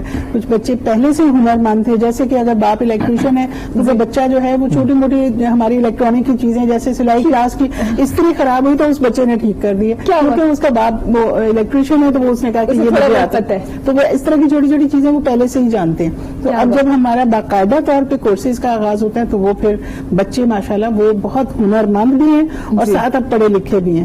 تو ہم سوسائٹی کو بہت اچھے پڑھے لکھے ہنر مند بچے انشاءاللہ دینے والے ہیں بہت جلدی. بہت شکریہ جی آپ کا, جو آپ سوسائٹی کے لیے اتنا کام کری. میں اپریشیٹ کرنا چاہتی ہوں ایسی این جی اوز کو جو دوسروں کو ہنر سکھا رہی, آپ کو محتاج نہیں بنا رہی کہ آپ ہر مہینے گھر بیٹھ کے راشن کا ویٹ کریں کہ کوئی آئے گا اور آپ کو دے جائے گا. آپ کو ہنر سکھایا جا رہا ہے, آپ خود سے کما سکتے ہیں, آپ کو شرمندہ نہیں ہونا پڑے گا, آپ کی آنکھیں جھکی ہوئی نہیں ہوگی. اور اللہ تعالیٰ نے ہمیں اشرف المخلوقات بنایا, ہمیں عظیم بنایا, اس لیے بنایا کیونکہ ہمارے کچھ فرائض بھی ہیں, ہماری رائٹس تو ہیں. جب ہم اپنے فرائض ادا کرتے ہیں نا تو اللہ تعالیٰ اتنی آسانیاں پیدا کرتا ہے, آپ کے لیے تو کرتا ہی کرتا ہے, دوسروں کے لیے بھی اتنی آسانیاں آپ پیدا کر رہے ہوتے ہیں. اللہ تعالیٰ ربا جی آپ کو میں پھر سے وہی دعا دوں گی, اللہ تعالیٰ آپ کو اس کا اجر دے. اور اتنا خوبصورت جو آپ لوگوں نے پلان کیا ہے, یہ جو آپ کے ساتھ جو لوگ کام کر رہے ہیں, یہ جو آپ کے بورڈ آف ڈائریکٹرز ہیں یا آپ کی ٹیچرز ہیں, میں تمام لوگوں کو سلام پیش کرتی ہوں جو اس وقت اتنی محنت کر رہے ہیں اور اتنے خوبصورتی سے آپ لوگوں نے یہ ساری چیزیں ڈیزائن کی ہے کہ کسی کی سیلف ریسپیکٹ جو ہے وہ ہرٹ نہ ہو. یہ سب سے امپورٹنٹ چیز یہ ہے, کیونکہ آج کل راشن بھی دیا جا رہا ہے, سب کچھ دیا جا رہا ہے, لیکن کچھ لوگ اب باہر نہیں آ رہے راشن لینے کے لیے صرف ان چیزوں کی وجہ سے کہ کیا لائن میں لگیں گے, دوسرے لوگ دیکھیں گے, شرمندہ ہو جائیں گے, یا بچے کیا سوچیں گے. ربا جی اس بارے میں مزید بھی بات کریں گے, مفتی صاحب سے بھی بات کریں گے. ہم رائٹس کی بات کریں, حقوق کی بات کر دیں. اسلام میں تو ہر کسی کے حقوق بتا دیے گئے, فرائض بھی بتا دیجئے. اگر پیرنٹس سے ہم سٹارٹ کریں تو کیا حقوق ہیں ہمارے؟ صرف ادب کرنا، ان کی بات پہ صرف ہاں میں ہاں ملا دینا، اتنا ادب کافی ہے؟ ادب کے حوالے سے ہمارا کانسیپٹ یہ درست نہیں ہے جی کہ ہاں میں ہاں ملا دینا. یہ ڈر ہو سکتا ہے، بس یہ ڈر ہو سکتا ہے جی کہ بندہ کہتا ہے چل اچھا فی الحال تو وقت کا تقاضا ہے، میں یہ کہہ دوں بعد میں دیکھی جائے بعد میں دیکھی جائے گی. جی ادب اندر سے آتا ہے جی یہ ادب کا سارا جو معاملہ ہے یہ تربیت سے آغاز ہوتا ہے، تربیت سے شروع ہوتا ہے. بات حقوق و فرائض کی ہو رہی ہے. جی والدین اور اولاد، یعنی کہ والدین کے جو حقوق ہیں وہ اولاد کے فرائض ہیں، والدین کے جو فرائض ہیں وہ اولاد کے حقوق ہیں. میں اس حوالے سے ایک بات جو اکثر زیادہ زور دے کے کہتا ہوں وہ یہ ہے کہ اگر میں اپنے حق کا مطالبہ کرنا چاہتا ہوں یا میں چاہتا ہوں کہ مجھے میرا حق ملے تو مجھے نمبر 1 اپنی ڈیوٹی پوری کرنا ہوگی، مجھے اپنا فرض ادا کرنا ہوگا. ٹھیک ہے. میں اپنا جب تک فرض ادا نہیں کروں گا تب تک میں اپنے حق کے مطالبے کی صرف ایک امید رکھ سکتا ہوں، اور خام خیالی اور کچھ نہیں ہے. والدین چاہتے ہیں کہ اولاد جو ہے وہ ہمارا کہنا مانے، ہماری بات سنے، ہمارے معاملہ جس طرح ہم کہیں اس طرح کریں. جی. تو والدین کو چاہیے نا کہ بچہ جب پیدا ہوتا ہے، جس طرح کہا جاتا ہے کہ جو ماں کی گود ہے وہ پہلی درسگاہ ہے، وہاں سے بچہ سیکھتا ہے، تو وہاں سے اس کی تربیت ہی ایسی کرے. ہمارے اکثر والدین بچوں کو یہ کہہ کے تو اگنور کرتے ہیں کہ بچہ ہے، بڑا ہو کے سدھر جائے گا، ٹھیک ہو جائے گا، بچے ہیں، بچے کرتے ہیں. اور میری بات کا ہرگز یہ مقصد نہیں کہ مار کٹائی کی جائے گی، اس طرح کے نہیں، اس کو ایک اچھے طریقے سے سمجھایا جائے. لیکن نبی پاک صلی اللہ علیہ وآلہ وسلم نے کس انداز میں تربیت کی بچوں کی، اور کس سبحان اللہ کہ حضرت امام حسین اور امام حسن رضی اللہ تعالیٰ عنہما دونوں بھی بچپنے کی عمر میں ہیں. اور تربیت کا عالم دیکھیں کہ آپ جب مسجد آئے نا دونوں شہزادے، تو ایک بزرگ شخصیت نا نماز کے لیے وضو کر رہے ہیں اور وضو نہ ٹھیک نہیں کیا، تو دونوں نے جا کر یہ نہیں کہا کہ آپ کیا کر رہے ہیں، غلط کر رہے ہیں، ایسے کرتے ہیں وضو. ہمارا تو فرسٹ ریئیکشن ہی یہ ہوتا ہے نا اگر کسی کو غلطی کرتا ہے آپ غلط کیا کر رہے ہو. یہاں ہم نازیبا الفاظ استعمال کرتے ہیں، بھی پاگل ہوئے ہو، پتہ نہیں ہے، سینس نہیں ہے، شعور نہیں ہے. ہم سمجھانے کی بجائے اسے مایوس کر دیتے ہیں اور اسے اپنے آپ سے بہت دور کر دیتے ہیں. اب دونوں شہزادے ہیں اور جنتی جوانوں کے سردار ہیں، اور آ کر یہ نہیں کہا کہ آپ نے وضو غلط کیا، آ کر کہتے ہیں کہ ہم 2 بھائی ہیں، ہم دونوں نہ وضو کرتے ہیں، اور آپ نے دیکھ کر بتانا ہے کہ اچھا کون کر رہا ہے. جب دونوں نے وضو کیا نا تو وہ بزرگ اٹھے، انہوں نے ماتھا چوما، کہا اچھا تو تم دونوں نے کیا ہے، غلط تو میں کر رہا تھا. تربیت کا عالم یہ ہے، انداز یہ ہوتا ہے کہ یہ چیزیں پھر دیکھیں نا، والدین بچوں کو جو سمجھانے کی عمر ہوتی ہے اس میں سمجھاتے نہیں یا ڈانٹ ڈپٹ کرتے ہیں. اب بچے اگر چھوٹے ہیں، جوائنٹ فیملی ہے، والدین اگر بچوں کے سامنے آپس میں لڑیں گے تو بچے کبھی مسلے نہیں ہو سکتے، ریفارمرز نہیں ہوں گے، وہ بھی لڑائی کریں گے. وہ سامنے نہیں کریں گے تو وہ پیٹ پیچھے کریں گے. جو بچے جو ہیں وہ والدین کا عکس ہے نا، بالکل وہ اسی کے مطابق زندگی بسر کریں گے. والدین کو چاہیے کہ بچوں کی تربیت سٹارٹ سے کرے ہی ایسے کہ انہیں بعد میں جا کر یہ نہ کہنا پڑے جی کوئی تویز دے دیں، کوئی دم کر دیں، بچہ میری بات نہیں مانتا، بچہ میرا کہنا نہیں مانتا، نافرمان ہو گیا ہے.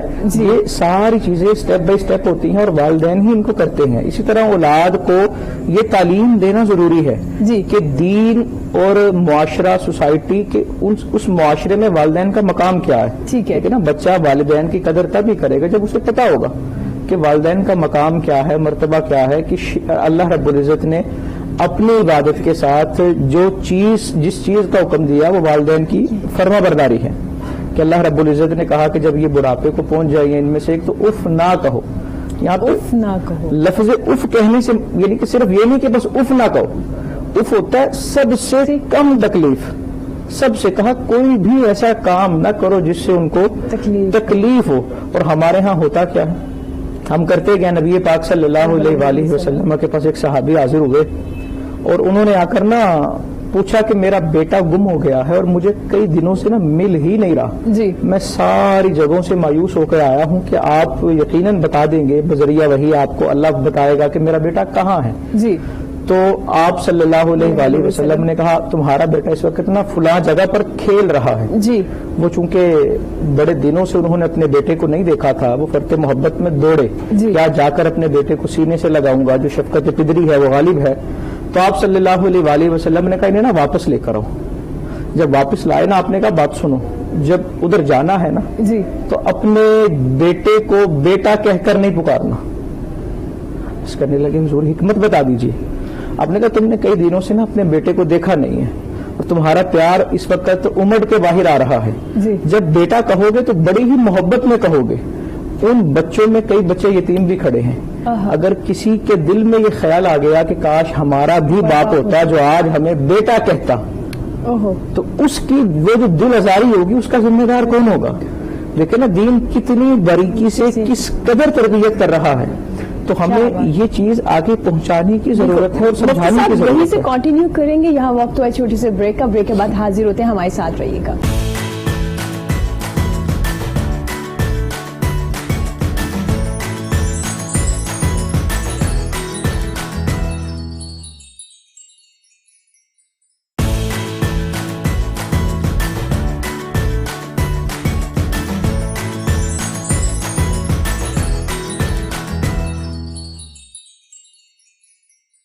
ویلکم بیک جی. گفتگو کا سلسلہ جاری ہے. میرے ساتھ روبا ہمایوں موجود ہیں, مفتی محمد بہرام موجود ہیں. ہم لوگ بات کر رہے تھے پیرنٹس کے کیا رائٹس ہوتے ہیں, ان کے کیا فرائض ہیں, کیا ذمہ داریاں ہیں. اس کے علاوہ روبا جی ہمیں بتا رہی تھی اپنے نئے پروجیکٹس کے بارے میں, کس طرح سے وہ دوسروں کے لیے آسانیاں پیدا کر رہے ہیں. وہ اور ان کے ساتھ جو ان کی ٹیم ہے, ان کے لوگ ہیں, ان کی ٹیچرز ہیں, بورڈ آف ڈائریکٹرز ہیں جو ڈونیٹ کریں, جو لوگ بھی اس نیک کام میں ہیں. ہم تمام لوگوں کا بڑے شکر گزار ہیں. آپ سوسائٹی کے لیے اتنا خوبصورت کام کر رہے ہیں. اس کے علاوہ آپ دوسروں کو ہنر بنا رہے ہیں, تاکہ اگر یہ تمام این جی اوز تھوڑی تھوڑی ذمہ داری اپنی لے لیں گے, کیونکہ پہلے بھی وہ تمام لوگ بڑے اچھا کام کریں تمام این جی اوز, لیکن مزید اگر یہ ہنر مند یا اسکلز سکھانے والا کام آپ اپنی ذمہ داری میں شامل کر لیں گے نا, تو جو سڑکوں پہ جو لوگ بیٹھے نا وہ نظر آنا بند ہو جائیں گی. انفرادی طور پہ بھی ہماری بہت سی ذمہ داریاں, ہم تمام چیزیں گورنمنٹ پہ چھوڑ دیتے ہیں کہ گورنمنٹ یہ کر دے, گورنمنٹ روزگار دے دے, گورنمنٹ یہ کر دے. ٹھیک ہے, گورنمنٹ کی بھی ذمہ داری ہے, تعلیم کی, صحت کی, لیکن اس کے علاوہ کچھ ذمہ داریاں ہماری بھی ہیں. اگر ہم میں سے کچھ مخیر حضرات ہیں جو اللہ نے ان کو بہت دیا ہے, وہ کس طرح سے بجائے ان کے کہ آپ ان کو ہر منتھ پیسے دیں, آپ کچھ نہ کچھ ان کو اسکولنگ کا کوئی انتظام کر دیجئے, ان کے گھر کا راشن اس طرح سے دے دیجئے کہ گھر کے جو بچے ہیں وہ اسکول جانا شروع کر دیں, یا کچھ اس طرح سے مل جل کے. جیسے روبا جی ہمارے ساتھ موجود ہیں, ان سے کانٹیکٹ کر لیجئے اگر آپ کسی طرح سے ڈونیٹ کرنا چاہتے ہیں, یا آپ کا دل ہے کہ آپ ہیلپ کر لیں لیکن آپ کو طریقہ کار سمجھ نہیں آ رہا کہ آپ کس طرح سے دوسروں کو ہیلپ کر سکتے ہیں, یا آپ کو یہ سمجھ نہیں آ رہا کہ ڈیزرونگ لوگ کون سے ہیں, کس چیز کی زیادہ ضرورت ہے, تو آپ ان سے بھی کانٹیکٹ کر سکتے ہیں. ان سے جا کے ملیے اور ڈسکس کیجئے. مل جل کے ہم تمام لوگوں کی جو ذمہ داریاں ہم تمام لوگوں کو وہ پوری بھی کرنی چاہیے. روبا جی, مفتی صاحب نے اتنے خوبصورت انداز میں ہمیں تربیت کی بات کی ہے کہ کس طرح سے پیرنٹس کو بچوں کی تربیت کرنی چاہیے, لیکن آج جو سب سے زیادہ ہمیں ایشو دیکھنے میں آتا ہے وہ بچوں کی تربیت میں نظر آتا ہے. کیونکہ چاہے آپ بہت زیادہ اچھی فیملی سے ہیں یا نارمل فیملی سے, نارمل فیملی میں تو پیرنٹس ویسے مصروف ہوتے ہیں باہر کاروبار کرنے میں یا کوئی کام دہاڑی وغیرہ کرنے میں, بہت زیادہ ویل آف ہیں تو آپ اپنے بزنس میں بہت زیادہ مصروف ہوتے ہیں, تو بچے کہیں نہ کہیں متاثر ہوتے ہیں. تو آپ کیا کہیں گی اس بارے میں؟ جی, میں اس بارے میں یہی کہوں گی کہ دیکھیے جو تربیت ہے نا وہ تعلیم سے بھی زیادہ ضروری ہے. اس لیے کہ ہم عام طور پہ بولتے ہیں تعلیم و تربیت, لیکن یہ تربیت و تعلیم ہونا چاہیے.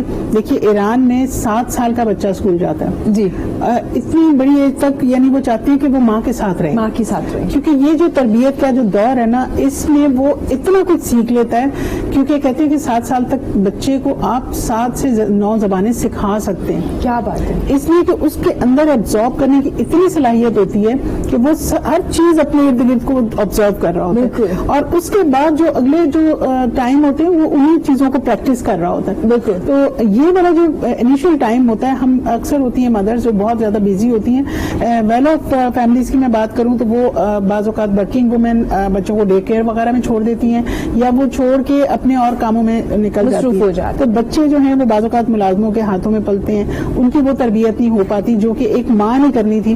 تو اس طریقے سے, اور اس کے علاوہ بھی بہت سے تربیت کے حوالے سے ہم سوچتے ہیں خود ہی سیکھ لے گا, حالانکہ وہ تربیت کا جو ایک ٹائم ہے وہ ماں نے ہی کرنی ہے, تو وہ ہونی ہے, اس کو وہ بتانا اور سمجھانا, کر کے دکھانا, یہ کام جو ہے. تو تربیت کے حوالے سے تو ہم لوگ بہت زیادہ فوکس کرتے ہیں کہ ہم اپنے اسکولوں میں, کیونکہ بچوں کی مائیں پڑھی لکھی نہیں ہیں. ہمارے ساتھ یہ المیہ ہے کہ دورہ اویئرنیس کے جتنے بچے ہیں ان کی مدرز ورکنگ لیڈیز ہیں یا نہیں ہیں, لیکن وہ بیچاری پڑھی لکھی نہیں ہے, تو جس کی وجہ سے ہمیں بچوں پہ بہت بیسک کام کرنا پڑ رہا ہوتا ہے انہیں. لیکن جیسے جیسے ہم انہیں بتاتے ہیں وہ فوراً سیکھتے ہیں. ان کے اندر ماشاءاللہ اتنا چینج آتا ہے اور اپنے گھر میں بھی وہ چینج لے کے آتے ہیں. ان کے گھر میں بھی وہ چیزیں آ رہی ہوتی ہیں کہ ہم اپنے گھر میں یہ چیزیں اسی طرح امپلیمنٹ کرتے ہیں. اور ان کی باقاعدہ ہماری نماز کے بعد بچوں کی چھٹی ہوتی ہے, بچے نماز پڑھ کے اپنے اسکول سے چھٹی کر کے گھر جاتے ہیں. اور قاری صاحب ہم ہر اسکول میں اسلامیات کی ٹیچر جو ہے وہ لازمی ان بچوں کے ساتھ ایک اس کا سیشن ہوتا ہے. اسمبلی میں بہت سی احادیث وغیرہ بیان ہوتی ہیں اس طریقے سے, کیونکہ تربیت جو اسلامک پوائنٹ آف ویو سے, میں نے ایک واقعہ پڑھا تو مجھے بہت اچھا لگا کہ ایک انگریز کوئی خاتون تھی, انہوں نے کرسچن تھی اور ایک مدرسے میں وہ اپنے بچے کو داخل کرانے کے لیے لے گئے. جی انہوں نے کہا کہ آپ کا تو مسئلہ مطلب آپ تو مسلمان ہی نہیں ہیں, ہم تو مسلمانوں کی تربیت کے لیے یہ مدرسہ کھولا ہوا ہے. اس نے کہا کہ میں نے دیکھا کہ آپ کے جو تربیت یافتہ لوگ ہیں وہ والدین کی بڑی عزت کرتے ہیں, تو میں چاہتی ہوں میرا بچہ اس طرح سے میری عزت کرے. تو وہ اپنے بچے کو وہاں داخل کروا کے چلی گئی. تو یہ چیزیں ہیں کہ ہمیں پتا ہونا چاہیے کہ یہ چیزیں کتنی ویلیویبل ہیں, کہ دینی جو بچے ہیں آپ دیکھیں کہ وہ والدین کی عزت کر رہے ہوتے ہیں, حقوق ادا کرنے کی کوشش کر رہے ہوتے ہیں, والدین سے ڈر رہے ہوتے ہیں. بالکل. لیکن جو غیر دینی ہے یا دنیاوی طور پہ یا بہت زیادہ تربیت سے بیچارے بگڑے ہوئے جو بچے ہیں, وہ والدین ان سے ڈر رہے ہوتے ہیں. بالکل. کہتے ہیں کہ پتہ نہیں ہمارا بچہ اب کیا کہہ دے یا کیا کر دے ہمارے ساتھ. پیسہ میٹر نہیں کرتا, تربیت بہت ڈفرینٹ چیز ہے. پیسہ جہاں نہیں ہے وہاں پہ بھی یہی حالات ہیں, اور جہاں پیسہ بہت زیادہ وہاں پہ بھی یہی حالات ہیں. اگر تربیت نہیں ہے تو والدین کا یا جو بھی حقوق ہیں وہ ادا کرنے کی طرف اولاد کی توجہ ہی نہیں. وہ بس یہ چاہتے ہیں کہ ہماری زندگی میں اور اپنے آپ اپنی ذات, کیونکہ انہیں بتایا ہی نہیں گیا نا کہ رتبہ کیا ہے, ادب کیا ہے, کس طرح سے گھر میں رہنا ہے, دوسروں کو ہیلپ کیسے کرنی ہے. پڑھے لکھے جو طبقے میں نے دیکھا ہے کہ یونیورسٹی لیول پہ بھی آج کل جو آپ دیکھتے ہیں ڈائیورس ریٹ اتنا زیادہ ہوا ہے, اس میں سکھایا یہ جا رہا ہے, جو کالج یونیورسٹی لیول پہ بھی یہ سکھایا جا رہا ہے کہ اپنا حق کیسے تم نے مانگنا ہے, حق کیسے. فرائض کی ادائیگی والی بات نہیں ہے. پہلے یہ کہا جاتا تھا بیٹیوں سے کہ تم جا رہی ہو اپنے گھر, اس گھر کو اپنا گھر سمجھنا, وہاں سے مر کے نکلنا وغیرہ وغیرہ, بہت بڑی بڑی باتیں تھیں. لیکن یہاں پہ بالکل الٹ ہو گیا. اچھا روبا جی, کیونکہ آپ ماشاءاللہ سے اللہ تعالیٰ نے آپ کے ذمہ داری ایک اور بھی آپ پہ ذمہ داری دی ہوئی ہے کہ آپ رشتے بھی کرواتی ہیں نا فی سبیل اللہ, جو بھی فیملیز ہوں ان کو آپس میں ملوا دیتی ہیں. تو آپ نے دیکھا ہوگا کہ پہلی دور میں جب شادیاں ہوا کرتی تھی تو سب لوگ اکٹھے بھی رہتے تھے, ایک وقت کھانا بن رہا ہے, یہ 2 وقت بن رہا ہے, لوگ خوش تھے, مطمئن تھے. یہ کانسیپٹ نہیں تھا ڈیوورس والا, مطلب ایک بہت بڑی بات سمجھا جاتا تھا. مطلب یہ پاسبل ہی کیسے ہے, تو کمپرومائز بھی کیا جاتا تھا. جتنے بھی پیسے ہیں ہسبینڈ کی, جتنی بھی سیلری ہے یا انکم ہے, یہ ٹوٹل چیزیں جیسے ہم ٹیکنالوجی کی طرف آئے, جیسے ہم زیادہ ایڈوانس ہوئے تو ہم ان چیزوں سے دور ہو گئے جو ہماری بیسک تھی. بالکل. یہ چیزیں دیکھیے, ایک تو سب سے پہلے میں یہ بتانا چاہوں گی کہ ہم ٹوٹل فری آف کاسٹ یہ رشتوں والا کام کریں. اس میں میرے ساتھ 60 لوگوں کی ٹیم ہے جو کہ سب لوگ اسی طرح سے بغیر پیسوں کے, بغیر رجسٹریشن کے فری کام کریں. وہ پاکستان میں بھی ہیں, پاکستان سے باہر بھی ہیں. وہ سب لوگ اپنے اپنے لیول پہ جتنا بھی ان سے ہو سکتا ہے. ہمارے بہت سے گروپس ہیں, ویب سائٹ ہے اور اینڈرائڈ ایپ ہے, اس کے تھرو ہم یہ رشتوں کا کام کر رہے ہیں. لیکن بتانا یہ چاہوں گی کہ یہ کام بھی آج کل کرونا کے باوجود یہ تیز ہو گیا ہے, کیونکہ ٹیلیفونک بہت زیادہ ہے نا, تو اس وجہ سے ہمارے جب واٹس ایپ کے تھرو جو ڈیٹا ایکسچینج ہوتا ہے وہ ہمارا بہت اس میں تیزی آئی ہے, اور بہت سے رشتے بھی ہو رہے ہیں, اور کرونا کے احتیاطی تدابیر کے ساتھ شادیاں بھی ہو رہی ہیں. اچھا, مزے کی بات یہ ہے کہ میں یہ سوال ہی کرنے لگی تھی کہ کرونا کی وجہ سے تو یہ کام نہیں چل رہا ہوگا نا, رشتے زیادہ ہو رہے ہیں, یہ تو زیادہ تیز ہو گیا. اچھا, ہر دوسرے دن ہمیں آ رہی ہوتی ہے نیوز کے جی فلاں کا فائنل ہو گیا, اور شادی بھی کرونا کی احتیاطی تدابیر کے مطابق ہو رہی ہے. اچھا, سادگی کی طرف آ گئے نا ہم. میں نے ایک ایکٹریس دیکھی ماشاءاللہ سے, انہوں نے یہ کورونا کے درمیان میں بھی نکاح کیا ہے, اتنا خوبصورت انداز میں, صرف دو فیملیز تھی, اور اتنی سادگی کے ساتھ صرف کھانا اور آرام سے نکاح ہوا ہے. ہم واپس آ گئے ان چیزوں کی طرف جو جن لوگوں نے یہ شادی کی ہے کرونا کے ان دنوں میں, وہ کہتے ہیں کہ ہمیں لگ رہا تھا کہ ہم صحیح اسلامی شادی کی ہے ہم نے. کیا بات, کہ چند ضروری لوگ تھے اور رخصتی ہو گئی, اور اس کے بعد کھانا وغیرہ. اور گھروں میں شادیاں, گھروں میں آپ کے دور میں بھی ہوتا تھا, گھروں میں شادیاں ہوا کرتی تھیں, گھروں میں شادیاں ہوتی تھیں. لیکن اب جو بہت زیادہ لیوش شادیاں ہو رہی تھیں, کروڑوں لوگ خرچ کر رہے تھے, اور اس کے باوجود پتا چلتا تھا کہ جی 2 مہینے بعد ڈیورس ہو گئی یا اس طرح سے ہو گیا. تو اتنے خرچے کرنے کے باوجود یہ مسائل کا سامنا لوگوں کو کرنا پڑ رہا ہوتا تھا. لیکن میں سمجھتی ہوں کہ تربیت بہت ضروری ہے. اس کے لیے بچیوں کی اپنی تربیت اس طرح سے کریں کہ وہ جب اگلے گھر میں جا رہی ہے تو کچھ تھوڑا سا صبر اور حوصلے سے کام کریں. ابھی میری ایک فرینڈ نے بہت اس طرح کے مسائل کو دیکھا ہے, فیس کیا ہے. اس نے ایک اچھا اپنی یوٹیوب کا ایک چینل بنایا اور اس نے لڑکیوں کو بڑی نصیحتیں کر رہی ہیں کہ پلیز اپنے ہسبینڈ کے چھوٹی موٹی باتیں سسرال کی برداشت کر لو. اس کے بعد جو ذلت ہے, اگر خدا نہ خواستہ تمہاری ڈیورس ہو گئی تو جو ذلت اور جو پریشانیاں اور ان چیزوں سے تمہیں گزرنا پڑے گا وہ کیونکہ خود گزری ہے اس سے, تو یہ چیزیں لوگ ریئلائز نہیں کرتے. ایسا کوئی مسئلہ ہوتا ہے نا, بہت سے لوگ آپ کے ساتھ کھڑے ہو جاتے ہیں کہ آپ کا رائٹ ہے, اگر آپ کی نہیں بن رہی تو آپ ڈیورس لے لیں. جب ڈیورس ہو جاتی کبھی کوئی آپ سے پوچھنے نہیں آتا کہ آپ کس حالات میں رہ رہے ہیں, آپ کو کوئی پرابلم ہے یا نہیں ہے. یہ صرف وقتی طور پہ لوگ آپ کے ساتھ کھڑے ہوتے ہیں. بس یہ چیز ہے کہ اس میں تربیت دونوں طرف سے ہے, لڑکے والوں کو بھی بہت زیادہ اپنے رویوں کو بہتر کرنے کی ضرورت ہے, کیونکہ ہم لوگ ڈے ٹو ڈے دیکھتے ہیں کہ اس طرح کے مسائل بہت زیادہ, سیکنڈ میرجز ہمارے پاس بہت زیادہ آتی ہیں, اور اگر بچوں والے ہیں تو پھر اور زیادہ مسائل ان کے ہوتے ہیں. لیکن اکثر لڑکے والے کہتے ہیں جی لڑکی جو ہے نا وہ بچے لے گئی ہے, لہٰذا لڑکا تو فارغ ہے, آپ اس کی جلدی سے کروا دیں. تو اس طرح سے یعنی وہ بڑے فخر سے بتا رہے ہوتے ہیں. تو یہ چیزیں بچے جو ہے نا وہ ان کا کوئی پرسان حال نہیں ہوتا, وہ نہ تو والد ان کو ایکسپٹ کر رہا ہوتا ہے, ماں بیچاری اگر سیکریفائز کر رہی ہوتی ہے تو وہ بھی اس کے مشکل حالات ہوتے ہیں. یہ چیزیں جو ہیں معاشرے میں بہت زیادہ ڈیورس ہو رہی ہیں. اس کو روکنے کے لیے ہمیں بہت برداشت اور بہت حوصلے سے اور ابھی سے بچوں کی تربیت اس طرح سے کریں, اور ان کی شادیاں کرنے سے پہلے ان کو کوشش کریں کہ ان کا مائنڈ یہ ہو کہ ہم ایک نئے ماحول میں جا رہے ہیں, کچھ برداشت کرنا پڑتا ہے. بالکل, اور ایڈجسٹ کر کے رہنا اور وہی ہی رہنا ہے جو بھی حالات. لائف کوئی بیڈ آف روزز نہیں ہے, لائف میں کچھ کانٹے بھی ہیں, مشکلات بھی ہیں, ان کو کیا پڑتا ہے. مفتی صاحب بھی ہمارے ساتھ موجود ہیں. مفتی صاحب آپ نے تربیت کی بات تو کی, ہم یقیناً پیرنٹس کے رائٹس کے بارے میں بات کریں گے. اس سے پہلے جیسے روبا جی بتا رہی ہیں ڈیورس ریٹ ہمارے ہاں بہت زیادہ ہو گیا ہے. میں چاہوں گی اسلام کیا کہتا ہے طلاق کے بارے میں, شریعت کیا کہتی ہے, کیونکہ جیسے انہوں نے ذکر کیا کہ ریٹ زیادہ ہوا ہے, چھوٹی چھوٹی بات پہ ڈیورس لے لینا اور چھوٹی چھوٹی ایون کہ خلا لے لینا, خلا کے بھی ریٹس زیادہ دیکھنے میں آئے ہیں کہ خواتین بھی برداشت نہیں کرتی. اس حوالے سے اسلام میں یہ بیان کیا گیا کہ حلال کاموں میں جو سب سے ناپسندیدہ کام ہے وہ طلاق ہے اللہ رب العزت کی بارگاہ میں. اور یقیناً ان تمام کی وجوہات, طلاق کی شرح بڑھ رہی ہے, خلا والے معاملات ہو رہے ہیں, ان کی وجہ عدم برداشت ہے کہ ہم برداشت نہیں کرتے. ہمارے پاس دیکھیں نا طلاق کے بعد اور خلا والے معاملات کے ساتھ ایک مسئلہ اور چلتا ہے, کیونکہ ہمارے پاس بھی دارالفتاء میں بے شمار فتوے اکثر جو ہیں وہ طلاق کے ہی آتے ہیں. مسئلہ کیا ہوتا ہے جی, میں غصے میں تھا, میں نے طلاق دے دیا, اس کا کیا حل ہے. پہلے مشاورت نہیں کریں گے کہ اگر ناچاکی ہو جائے تو دین کے مطابق کس طرح اس ناچاکی کو دور کرنا ہے, طلاق کے احکام کیا ہیں, مسائل کیا ہیں, کس طرح دیں, کیسے دیں, کچھ نہیں پوچھیں گے. مجھے غصے میں آ کر وہ طلاقیں تو اللہ نے حق 3 طلاقوں کا دیا ہے نا, وہ سوال آ جائے گا جی میں نے 10 دے دی ہیں, میں نے 15 دے دی ہیں, میں نے اتنی دفعہ کہا, میں نے اتنی دفعہ کہا, اور بعد میں پھر اس کے شرمندہ پھر رہے ہوتے ہیں اور پشیمان ہو رہے ہوتے ہیں. اس ساری چیزوں کا وجہ جو ہے عدم برداشت کا فقدان ہے. اور عدم برداشت کیوں ہے, تربیت نہیں ہو رہی.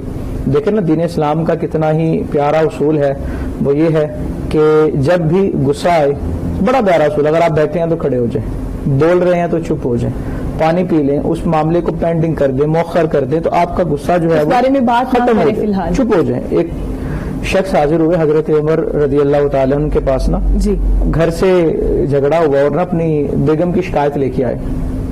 دروازے پہ جب کھڑے ہوئے نا تو اندر سے نا حضرت عمر اور آپ کی اہلیہ کے درمیان نا کچھ اختلاف اور بحث و مباحثہ ہو رہا تھا.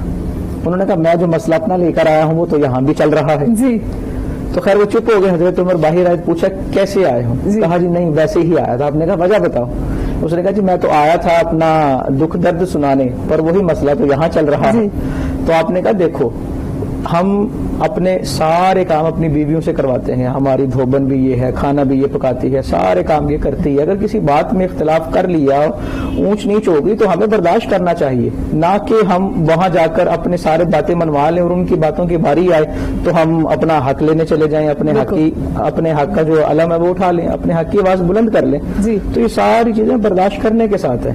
اسلام ہمیں جس چیز کا پیغام دیتا ہے, جس چیز کا درس دیتا ہے, دیکھیں نا نبی پاک صلی اللہ علیہ وسلم اب بیک وقت ازواج مطہرات کی تعداد دیکھیں جی، اور کس قدر سنہری دور ہے کہ کس قدر آپ کا پوری امت سے رابطہ بھی ہے اور اپنے گھر والوں کے ساتھ بھی معاملات کس طرح ہیں کہ کوئی ناچاکی نہیں ہو رہی، کوئی ایسی بات نہیں ہو رہی. یہ ہمارے لیے ایک رول ماڈل ہے.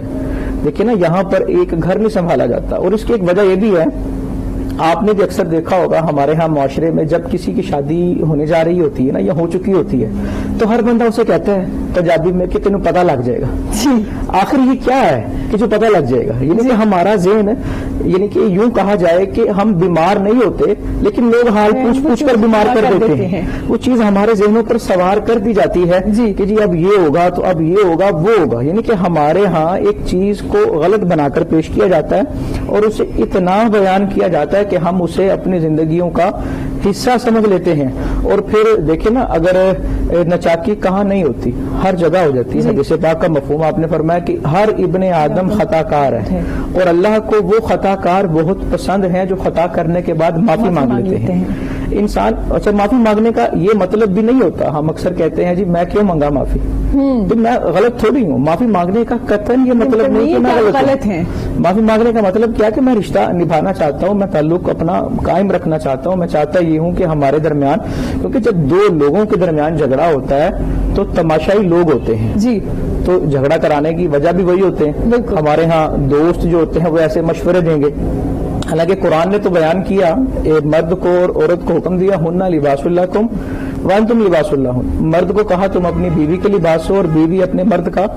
یہ بڑا معنی خیز جملہ ہے. لباس کا معنی کیا کہ تم نے اپنی کوئی بھی گھر کی بات باہر نہیں کرنی، اور یہی حکم عورت کو دیا جا رہا ہے. ہمارے ہاں ہوتا ہے کہ اگر عورت شادی کے بعد اپنے گھر جاتی ہے تو جاتے ساتھ حال احوال بعد میں ساری پہلے دن سے جو رپورٹ ہے، اور مرد جو ہے وہ اپنے دوستوں میں جاتا ہے وہ ساری رپورٹ یہ ہوگا، پھر جتنے منہ اتنی زبانیں، پھر مشورہ دیتے دیتے دیتے. تو یقیناً تمام تر چیزوں کی اگر نتیجہ نکالیں وہ یہی ہوگا. جتنی لڑائی کی وجوہات، آدمی کو غصہ تبھی آتا ہے، طیش تبھی آتا ہے جب، کیونکہ اگر انگیٹھی جل رہی ہے تو سائڈوں سے ہوا آئے گی تو اس کے اندر آگ بھڑک جائے گی. تو وہ سب ہوا دے رہے ہوتے ہیں تو اس انگیٹھی کے اندر آگ بھڑک جاتی ہے. اور نتیجہ کیا ہوتا ہے کہ لوگ جو ہیں وہ اپنی جگہ پہ خاموش ہو جاتے ہیں اور یہ آدمی پھر سوچ رہا ہوتا ہے کہ میرے بچے ہیں، میں کیا کروں، یہ ہے وہ ہے. تو یہ ہے، آدمی کو پہلے سوچنا چاہیے. انسان جب تک اپنے الفاظ ادا نہیں کرتا تو الفاظ غلام ہے. انسان جو چاہے جیسے چاہے جہاں چاہے بول دے، اور جب ادا کر دیے تو پھر انسان غلام بن جاتا ہے. پھر انسان اپنے لفظوں کے ماتحت، اپنے لفظوں کا پابند ہے.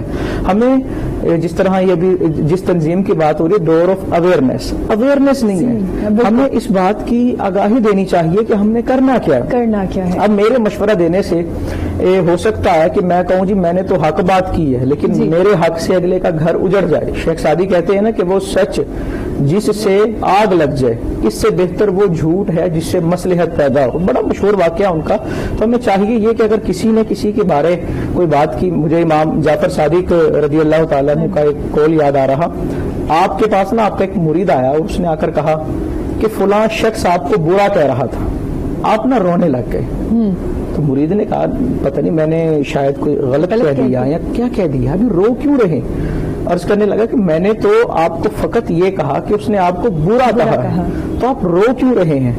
تو آپ نے جو پیغام دیا وہ ہمیں اپنے زندگیوں کے اوپر لازم کرنے کی ضرورت ہے. آپ نے کہا اس نے جس نے مجھے برا کہا اس نے جو تیر چلایا تھا نا ہوا میں، تم نے وہ ہوا سے تیر لا کر میرے سینے میں داغ پیوست کر دیا اور مجھ سے پوچھ رہے میں رو کیوں رہا ہوں. ہم بھی تو ایسا کرتے ہیں نا کہ فلاں یوں کہہ رہا تھا اور تمہاری فلاں یوں کہہ رہا تھا اور دو چار باتیں بڑھا کر بتاتے ہیں. یہ ساری چیزیں پھر انسان کی عدم برداشت کی وجہ بنتے ہیں اور انسان اپنے آپ سے باہر ہو جاتا ہے. دیکھیں نا یہ انسان کو سوچنا چاہیے کہ اب میرا اگر کسی سے تعلق ہے تو اس کا میرے ساتھ جو تعلق ہے وہ مجھ سے بہتر کوئی نہیں جانتا. میرے دوست مجھے مشورہ دیں تو میں اس کے مطابق چلوں، یہ تو میری جہالت ہے نا. یہ تو میری بیوقوفی ہے کہ میں ان کے مطابق چل رہا ہوں. اللہ نے مجھے عقل سلیم عطا کی ہے، مجھے حواس سلیمہ عطا کی ہے. میں دیکھوں سوچوں کہ نہیں بھئی وہ جو کہہ رہے ہیں وہ ایسا نہیں ہے، حقیقت اس کے برعکس ہے.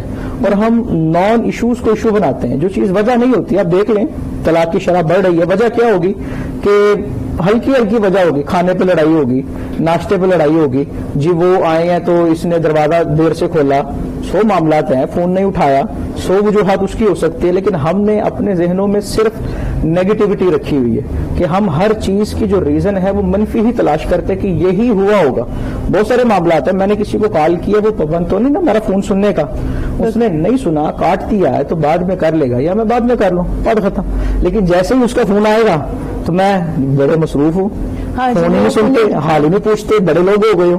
یعنی کہ ابتدا میں ہی اتنی منفی باتیں کر دی جاتی ہیں, تو جو جس نے فون سنا ہوتا ہے وہ کہتا ہے کاش میں سنتا ہی نہ, اور نہ ہی کرتا دوبارہ. اور ہم اس طرح خود ہی اپنے افعال کی وجہ سے دوسروں سے دور ہوتے ہوتے بہت دور ہو چکے. اس وجہ سے برداشت نہیں رہی دونوں طرف سے. روبا جی آپ سے بھی پوچھنا چاہوں گی, مفتی صاحب نے تو ہمیں بتا دیا کہ ایک برداشت سب سے بڑی چیز ہے, جس کی وجہ سے جو برداشت نہیں رہی, جس کی وجہ سے چھوٹی چھوٹی چیزیں ہم اپنے دماغ میں اتنی سوار کر لیتے ہیں, جس کی وجہ سے پھر مسائل زیادہ ہو جاتے ہیں. چونکہ آپ کے پاس کافی زیادہ کیسز آتے ہیں, جیسے آپ کے پاس اگر شادی شدہ لوگ ہیں, ڈائیورس ہوگی تو رشتہ کرواتے, ظاہر آپ لوگ پوچھتے بھی کہ کیوں, کیا وجہ تھی, تو سب سے زیادہ ریزن کیا نظر آ رہی ہے, اور خواتین کی طرف سے کیا پرابلم نظر آ رہی ہے؟ زیادہ تر خلا کے مسائل, زیادہ تر خلا کی, لڑکی کی طرف سے ڈائیورس کی ڈیمانڈ ہوتی ہے تو وہ خلا میں ظاہرہ ہو جاتی ہے پھر. جی. تو زیادہ تر ہمارے پاس جو کیسز آتے ہیں وہ خلا والے ہوتے ہیں, جو کہ دوسری شادی کے لیے پھر جو کرتے ہیں. تو اس میں ایک اور یہ بھی بتانا چاہوں گی کہ جو ہمارا یہ جو رشتہ بینک ہے, یہ بہت سے اس طرح کے ہمارے مسائل بھی ہم ان کو کرتے ہیں, تھوڑا سا کاؤنسلنگ بھی کر دیتے ہیں. اور ہمارے پاس ایک بک ہے جو کہ ہم انہیں گفٹ بھی کرتے ہیں, گھر کو جنت بنانے کے 14 نسخے. اس بک میں صرف بیویوں کو یا شوہروں کو نہیں بلکہ سسرال والوں کو بھی کہا گیا ہے کہ وہ بھی کس طرح سے اپنا سسرال والوں کو بھی دیتے ہوں گے. ہم لوگ تو ان کو دیتے ہیں جن کی ڈائیورس ہوئی ہوتی ہے تو ان کو گفٹ کرتے ہیں. تو مقصد یہ ہوتا ہے کہ ان کو ذرا تھوڑے چھوٹے چھوٹے ٹپس ہوتے ہیں بیویوں کے لیے, شوہروں کے لیے, پھر سسرال والوں کے لیے. بعضوں کا سسرال والوں کی وجہ سے ڈائیورس ہو رہی ہوتی ہے, تو ان کی انٹرفیئرنس کی وجہ سے, ان کو بالکل ان کے معاملات میں دخل اندازی کی وجہ سے. تو تھوڑا سا اس چیز میں برداشت سب سے پہلی چیز ہے جو کہ آج کل ہمارے نوجوانوں میں ختم ہو گئی ہے. اور چھوٹے چھوٹے مسائل کو بہت بڑھا دینا, بہت زیادہ اس طرح کی چیزیں ہیں. تو وہ بک جو ہے نا وہ بڑی اس طرح سے تعلیمات اہل بیت اور تعلیمات رسول, تعلیمات امہات المومنین, ان کے بہت سے جو ائمہ کے اقوال, اس طرح کی چیزیں اس میں بتائیں گی, جس سے وہ گائیڈ لائن بھی ہمیں ملتی ہے. اور جو آج کل کے دور میں جو کچھ ہو رہا ہے وہ انہوں نے بڑے اچھے طریقے سے اس میں تربیت کا ایک پہلو اس میں سامنے رکھتے ہوئے کہ ہم نے کرنا کیسے ہے, کہ یعنی بیویوں کو اپنے شوہروں کا ایک رازدار ہونا چاہیے, ان کے ساتھ ان کا غمخوار ہونا چاہیے, ان کا خیال رکھنا. اور اس طرح کی یعنی کہ اچھی بیوی جو ہے وہ اچھی ماں کی طرح رول پلے کرتی ہے, کہ اپنے ہسبینڈ کا پورا خیال بھی رکھنا, اپنے گھر کا, بچوں کا, گھر کے معاملات کا.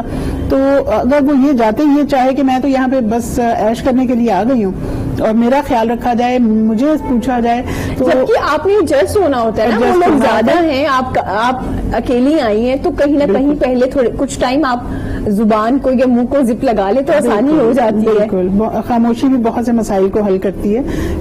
تو کہتے ہیں کہ جاہل کا پردہ ہے اور عالم کا روب ہے, تو خاموشی ویسی بہت اچھی چیز ہے, پسندیدہ چیز ہے. تو یہ چیزیں جو ہیں تربیت کے ساتھ اس کا تعلق ہے. میں سمجھتی ہوں کہ ڈائیورس جو ہے نا وہ ایسے ہی نہیں ہو جاتی, اس میں تربیت کے فقدان کا بہت بڑا ہاتھ ہوتا ہے. تو بات پھر تربیت پہ ہی آ جاتی ہے. مطلب اگر تربیت نہیں کی گئی تو بہت سے مسائل پیدا ہوتے ہیں, چاہے وہ آپ کی پرسنل لائف, آپ کی شادی سے ریلیٹڈ ہو, آپ کے گھر ہو, کیونکہ نہ تو آپ کو یہ پتا ہے کہ آپ کے رائٹس کیا ہیں, نہ آپ کو یہ پتا ہے کہ آپ کے فرائض کیا ہیں. جب آپ اپنے فرائض ادا نہیں کریں گے تو آپ کو اپنے رائٹس نہیں ملیں گے, جب آپ کو رائٹس نہیں ملیں گے تو ظاہر ہے پھر آپ دوسروں کے لیے بھی مشکلات ہی پیدا کریں گے نا. تو جب آپ کی تربیت نہیں کی گئی. مفتی صاحب ہم نے پہلے سوال کیا تھا جو بیچ میں رہ گیا ہمارا, آپ نے تربیت پہ بات کر دی تھی, آپ نے پیرنٹس کے حقوق کی بات بتا رہی تھے, رائٹس کیا ہیں ہمارے پیرنٹس کے, بچوں پہ کیا, بچوں کی کیا ہے, کس طرح سے بچے اپنے پیرنٹس کو عزت دے سکتے ہیں, کیا کیا ان کے رائٹس ہیں. اس میں 2 طرح کے حقوق آئیں گے, ایک تو والدین کے حقوق ہیں اور ایک اولاد کے حقوق. اولاد کے, بالکل. سب سے پہلے پیرنٹس کے حقوق پہ بات کر لیتے ہیں. والدین کا حق یہ ہے کہ اولاد جو ہے وہ والدین کی ہر جگہ پر عزت کرے, تکریم کرے, اور یہ عزت مصنوعی نہیں ہونی چاہیے, ٹھیک ہے, بناوٹی نہ ہو. یہ عزت ایسی ہو کہ جو دل سے ہو رہی ہے, کہ انسان دل سے والدین کی قدر کرے, والدین کی بات سنے. اور دوسرا والدین کا حق یہ ہے کہ اولاد کو چاہیے کہ والدین کی بات سنے, وہ جو کہنا چاہ رہے ہیں وہ سنیں اور اس پر اپنے کمنٹس نہ دیں, سنیں صرف چپ کر کے. ٹھیک ہے. بچے کہتے ہیں جی آپ نے کیا بات شروع کر دی ہے, آپ یہ کیا کہہ رہے ہیں, میرے پاس ابھی ٹائم نہیں ہے, میں فری ہو کے بات کروں. یا اب ایسا نہیں ہوتا, آپ کے وقت میں ہوتا ہاں, یہ تھا. پرانے وقت ہو گئے. سنیں اسے بطور برکت سنیں, اچھا. تبرک سنیں, اسے برکت سنیں. دیکھیں اس دور میں کیا ہوتا تھا, ٹائم دیں, ٹائم گزاریں. پھر بچے اس بات کا انتظار نہ کریں کہ والدین اپنی ضروریات ہمارے سامنے رکھیں تو ہم پورا کریں. جی. انسان کو نظر آتا ہے ہاں کہ جی. کون کیا کر رہا ہے, اس کو کیا ضرورت ہے. ابھی جس طرح سفید پوش کی بات ہو رہی تھی نا, تو والدین سے بڑا سفید پوش کوئی نہیں ہوتا. بچوں کے لیے والدین سے بڑا سفید پوش کوئی نہیں ہے. وہ کبھی نہیں کہیں گے. یہ تو بچوں پر لازم ہے نا, وہ دیکھیں اور خود اس جستجو میں لگے رہیں کہ یہ نہ دیکھیں کہ والد کہے گا یا والدہ کہے گی تو میں کچھ دوں, بلکہ خود ہی کسی اور ایسے طریقے سے. مثال کے طور پہ اگر گھر میں سب ہیں, سب بہن بھائی ہیں, تو اگر وہ والدین کو دیتا تو پتہ ہی نہ لگے کسی کو. مزہ تو یہ ہے نا, لطف تو یہ ہے کہ وہ اس وقت کو یاد کرے کہ جب اس نے اپنے والدین سے ایک چیز مانگی, اب باقی بہن بھائیوں کو خرچہ جو ملتا تھا وہ اس سے زیادہ ہے, تو والدین نے اسے چھپ کے دیا ہے. وہ اس کو دیکھے اور اس پر اپنائے, اور والدین کی بات کو اہمیت دے. مشورہ دے سکتا ہے, مشورہ دینے کا طریقہ ہے. اور یہاں پر ایک چیز اور ہے, وہ یہ ہے بسا اوقات والدین یہ سمجھتے ہیں کہ جو ہم نے کہا وہ فرض ہو گیا. اس طرح کا رویہ بھی نہیں ہونا چاہیے, کیونکہ اولاد کے بھی حقوق ہے. مشورہ آپس میں جو مشاورت ہے نا, ایسا بھی ہو سکتا ہے یہاں پر ایک سب سے بڑی لڑائی کی وجہ یہ بنتی ہے کہ جب والدین ایک سخت لہجے میں کہہ دیتے ہیں نا بھی تمہیں زیادہ پتا ہے, ہاں جی, اور پھر بچہ آگے سے کہہ دیتا ہے جی آپ پرانے دور کی باتیں کر رہے ہیں, تو یہاں سے معاملہ بہت آگے تک چلا جاتا ہے. بالکل. صرف ادب اور بے ادبی کی بات نہیں ہے, بسا اوقات تو انسان کا ایمان متاثر ہو جاتا ہے, اور انسان کیونکہ دنیا مکافات عمل ہے, اور وہ ایسا بول دیتا ہے کہ بعد میں اسے اس کا سامنا کرنا پڑتا ہے. کئی بزرگ ایسے گزرے ہیں, انہوں نے ساری زندگی اپنی اولاد سے پانی کا گلاس تک نہیں مانگا. کیوں؟ کیونکہ کہیں یہ بچے مصروف ہوں اور ہماری نافرمانی نہ ہو جائے, اور آگے چل کر مکافات عمل میں ان کو اس کا سامنا نہ کرنا پڑے. ایسے بھی گزرے ہیں. اب ہر بندے کو ہر چیز کا دیکھنا پڑتا ہے. حضرت جریج کا واقعہ, یہ بنی اسرائیل کے ایک بزرگ گزرے, صحیح بخاری میں موجود ہے. آپ نا نفل ادا کر رہے تھے نماز, تو والدہ نے آواز دی تو آپ نفل پڑھ رہے. حالانکہ حکم یہ ہے اگر آپ نفل پڑھ رہے ہوں تو والدین کی آواز آئے تو نماز توڑ کے جا کر لبیک کہیں, ان کی بات سنیں. جی. تو آپ نے کہا میں نماز پوری کر لوں تو پھر میں جا کر نا دیکھتا ہوں. اب والدہ نے پھر آواز دی, آپ نماز پڑھ رہے ہیں. جب 3 دفعہ آواز دی نا تو والدہ نے بد دعا دے دی. کہا جب تک کسی فاحشہ کا منہ نہیں دیکھو گے تب تک مرو گے نہیں. اب حالانکہ ان کی تو سولڈ ریزن تھی, لیکن ہوا کیا, کچھ دنوں کے بعد آپ پہ تہمت لگ گئی, اور آپ کو یاد تھا کہ میری والدہ کے منہ سے یہ نکلا ہے. جی. حالانکہ ریزن نہیں, سولڈ ریزن تھی آپ کا وہاں نہ جانا. اس وقت احکام تھے, نماز پڑھ رہے تھے, لیکن والدہ کو اس بات کا علم نہیں تھا. تو آپ کا مرتبہ یہ تھا کہ جب تہمت لگی پھر آپ کی کرامت سے ہی وہ جو بچہ تھا وہ بولا, اس نے کہا نہیں معاملہ ایسا نہیں ہے, تو آپ اس سے بری ذمہ قرار ہوئے. لیکن آپ کو وہ چیز فیس کرنا پڑی, اور آپ ولی ہیں اور آپ کا مرتبہ زیادہ. اور وہ لوگ جو کسی مرتبے میں نہیں آتے, جو کسی اعداد و شمار میں ہی نہیں ہے, ہم جیسے لوگ, اگر ان کے لیے بد دعا ہوگی تو وہ کیا کریں گے؟ یعنی کہ والدین, بلکہ یہاں پہ میں کہوں گا اولاد کا حق یہ ہے کہ والدین بد دعا نہ دے, کیونکہ کہیں نہ کہیں جا کر اسے اس کا سامنا کرنا پڑے گا. حضرت مالک بن دینار رحمۃ اللہ تعالی علیہ بڑے مشہور بزرگ گزرے ہیں. آپ کو نا خواب آیا, بزرگوں کے جو خواب ہوتے تھے وہ الہام ہوتے تھے رب کی طرف سے. خواب میں بتایا کہ مکے میں جائیں, وہاں پہ ہارون بلخی نامی ایک بزرگ ہیں, اور انہیں جا کر کہیں کہ میں نے ان کا حج جو ہے وہ رد کر دیا. اب گئے, مکہ گئے, پوچھا کہ بلخ والوں کے خیمے کہاں لگے ہیں, کہا فلاں جگہ لگے ہیں. وہاں جا کر پوچھا ادھر ہارون بلخی کون ہے. مالک بن دینار کا ذہن یہ تھا یہ کوئی ان نون آدمی ہوگا. جی. تو لوگوں نے بڑی تعریفیں کرنا شروع کی. کہا ہارون بلخی جیسا تو آدمی ہے ہی کہیں نہیں, وہ تو ہر وقت اللہ اللہ, ہاتھ میں تسبیح, اور بس سب ہر وقت کرتے ہی یہ ہیں اللہ اللہ. تو مالک بن دینار کہنے لگے مجھے تو کچھ اور دکھایا گیا, لیکن یہاں پر معاملہ. کہتے خیر میں پہنچا, جب ہارون بلخی کے پاس پہنچا نا تو دیکھتا ہوں وہ اللہ اللہ کر رہے ہیں. تو مجھے پھر بڑا تجسس ہوا, میں نے کہا معاملہ شاید میں نے خواب غلط دیکھی ہے. کہتے بالآخر میں نے سلام کیا تو انہوں نے پوچھا کیوں آئے ہو, تو میں نے کہا جی بس گزر رہا تھا تو آپ کا چرچا سنا تھا, سوچا زیارت کر لوں. آپ نے کہا نہیں. ہارون بلخی نے کہا نہیں جھوٹ بول رہے ہو, تم مالک بن دینار ہو نا.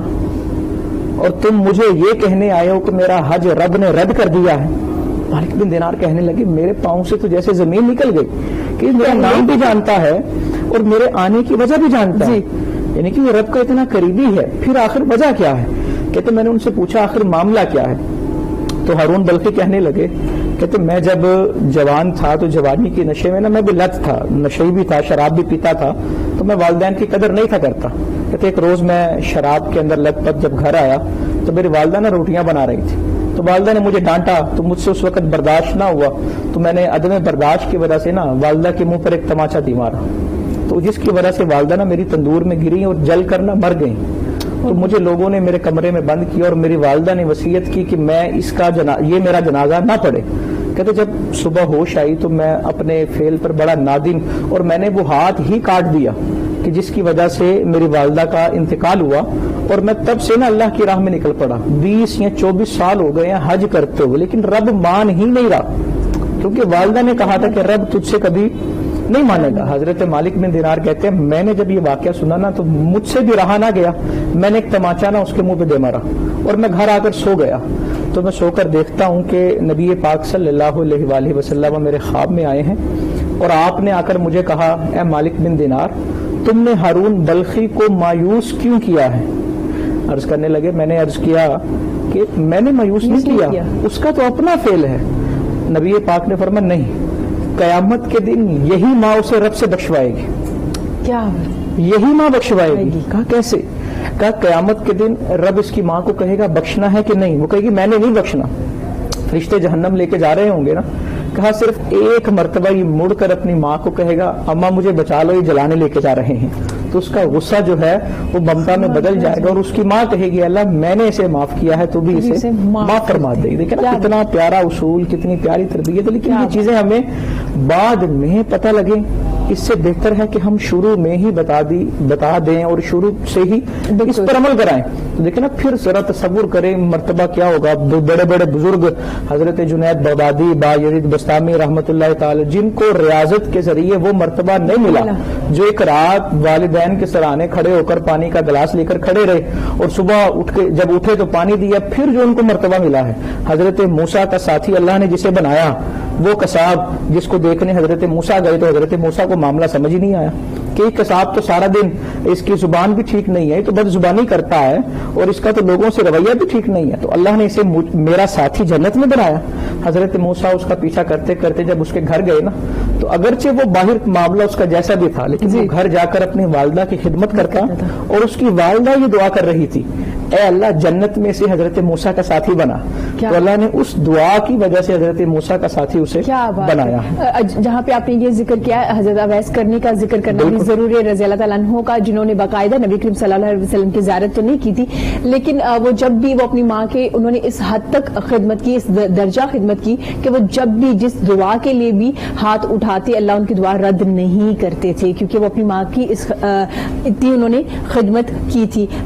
روبا جی آپ نے دیکھیں کتنے خوبصورت انداز میں انہوں نے حقوق بھی بتا دیے ہیں اور رسپانسبلٹیز بھی بتا دی ہیں بچوں کی, تو آپ کچھ کہنا چاہیں گے اس بارے میں؟ جی میں یہ چاہتی ہوں کہ ہم تربیت اولاد کے حوالے سے جو ہے بہت سی اسلامک جو چیزیں ہیں نا ہمیں جو ملی ہیں وہ ہم آگے ٹرانسفر ضرور کریں. جہاں تک اس بات کا تعلق ہے کہ بچے اپنے والدین سے کہہ دیتے ہیں کہ آپ کو نہیں پتا, پچھلے دور کی بات کریں, تو اس میں دیکھیں والدین کو بھی سمجھنا چاہیے کہ جو اگلا دور کے بچے ہیں اس کے بارے میں حضرت علی فرماتے ہیں کہ تم اپنے بچوں کی تربیت ایسی مت کرو جیسی تمہاری ہوئی ہے, وہ اگلے دور کے لیے پیدا ہوئے, تو ہمیں ان بچوں کی تربیت کے حوالے سے اسی دور کے لیے ان کو تیار کرنا ہے جس دور میں وہ انہوں نے زندگی گزارنی ہے.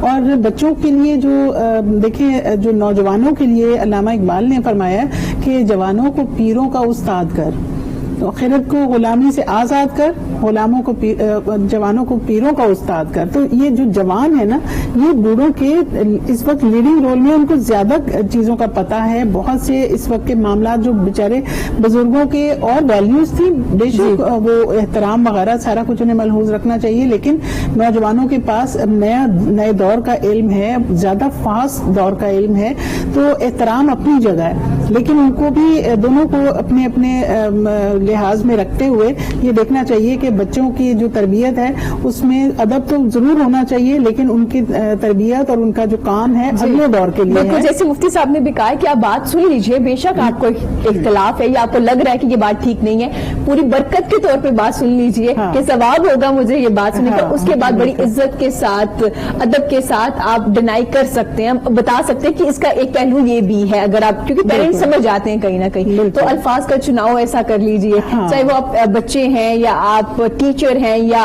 آپ وائف ہیں، بیوی ہے، کچھ بھی ہے، آپ الفاظ کا چناؤ ایسے کیجئے تاکہ آسانیاں ہو جائے نا، دل نہ دکھے، بات بھی پہنچ جائے. جی بالکل، اس طرح سے تو بالکل مناسب بات ہے.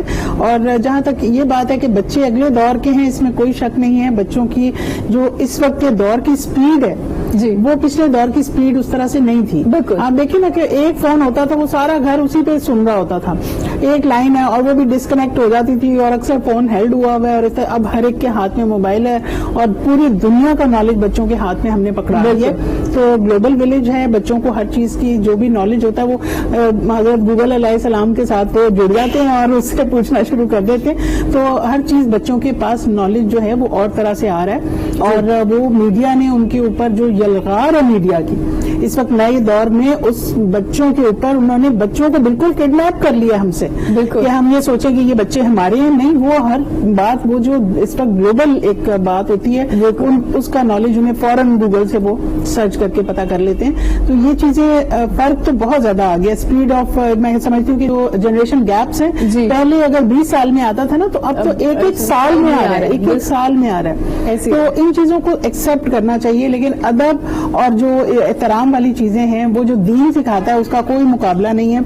اس کو اپنی اولادوں کو ہمیں تربیت کے حوالے سے دینا ہوگا اور بچوں کی تربیت اس حوالے سے کرنی ہوگی. اور والدین کو بھی تھوڑا سا اگلے دور میں انٹر ہونا چاہیے. وہ پچھلے دور میں ہی نہ بیٹھے رہیں، جو نئے دور کی چیزیں ہیں ان کو بھی سمجھیں، سیکھیں، تاکہ وہ بچوں کے ساتھ اسپیڈ کے ساتھ. بالکل ایسے ہی روبا جی، ماشاءاللہ سے آپ میرے شو میں 2-3 بار آ چکی ہیں. ہماری بڑی ڈسکشن رہی ہے، ہم نے بڑی بات کی ہے، رشتے سے ریلیٹڈ ہو، سوشل ورک ہو. آج میں آپ سے پوچھنا چاہتی ہوں، یہ رمضان کا مہینہ بھی بابرکت بھی ہے، آپ اتنا سوشل ورک کر رہی ہیں، دوسروں کو ہیلپ بھی کر رہی ہیں، اللہ نے آپ کو توفیق دی ہے، آپ کے ساتھ لوگ بھی کام کر رہے ہیں، وقت بھی دے رہی ہیں اپنا. جب لوگ گھروں میں موجود ہیں، لاک ڈاؤن چل رہا ہے، اس کے باوجود آپ دوسروں کے ہیلپ کے لیے گھر سے باہر ہیں. تمام چیزیں کرنے کے بعد زندگی میں کیا چینج آیا جب سے یہ آپ سب کر رہی ہیں، جب آپ دوسروں کے لیے سب کر رہی ہیں؟ زندگی میں کوئی چینج آیا؟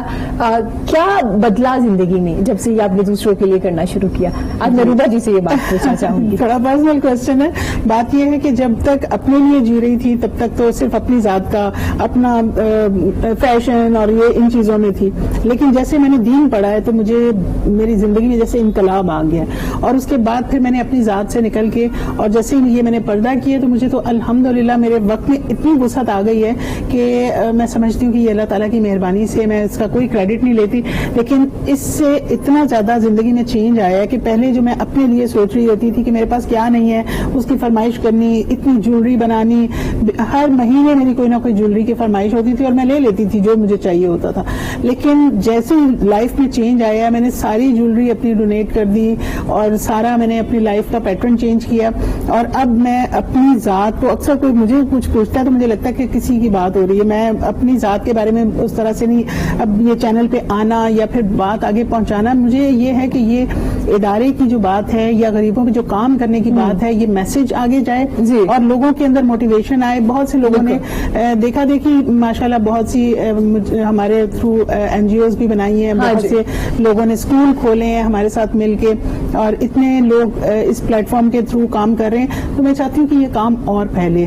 وہ کہتے ہیں نا، یہ اس میں بھی جو ہے نا کوئی لمٹ نہیں ہے کہ آپ کتنا چاہیے، رکنے کو دل ہی نہیں کرتا. یہ کام ہی اتنا خوبصورت ہے کہ آپ جب چینج دیکھتے ہیں سوسائٹی میں، جس جگہ ہم اسکول کھولتے ہیں وہاں پہ وہ تمام بچے سمٹ کے ہمارے اسکول میں آ جاتے ہیں، گلیوں میں پھرنے والے بچے ختم ہو جاتے ہیں، ہمیں سارے بچے ہمارے اسکول میں ہوتے ہیں. تو میرا دل نہیں چاہتا کہ ہر جگہ پہ اسکول کھلا ہو پاکستان میں جہاں پہ کوئی ایسے غریبوں کی بستی ہے ہم ان کے ساتھ ہوں اور وہاں پہ ڈورو کو وینس کے اسکول کھلے ہوئے ہوں اور کوئی بے روزگار نہ رہے. ہر ایک کو ہنر آنا چاہیے, ہر ایک کو اپنی زندگی کو بہتر طریقے سے گزارنے کے لیے کوئی ان کے پاس ایسے ریسورسز آ جائیں.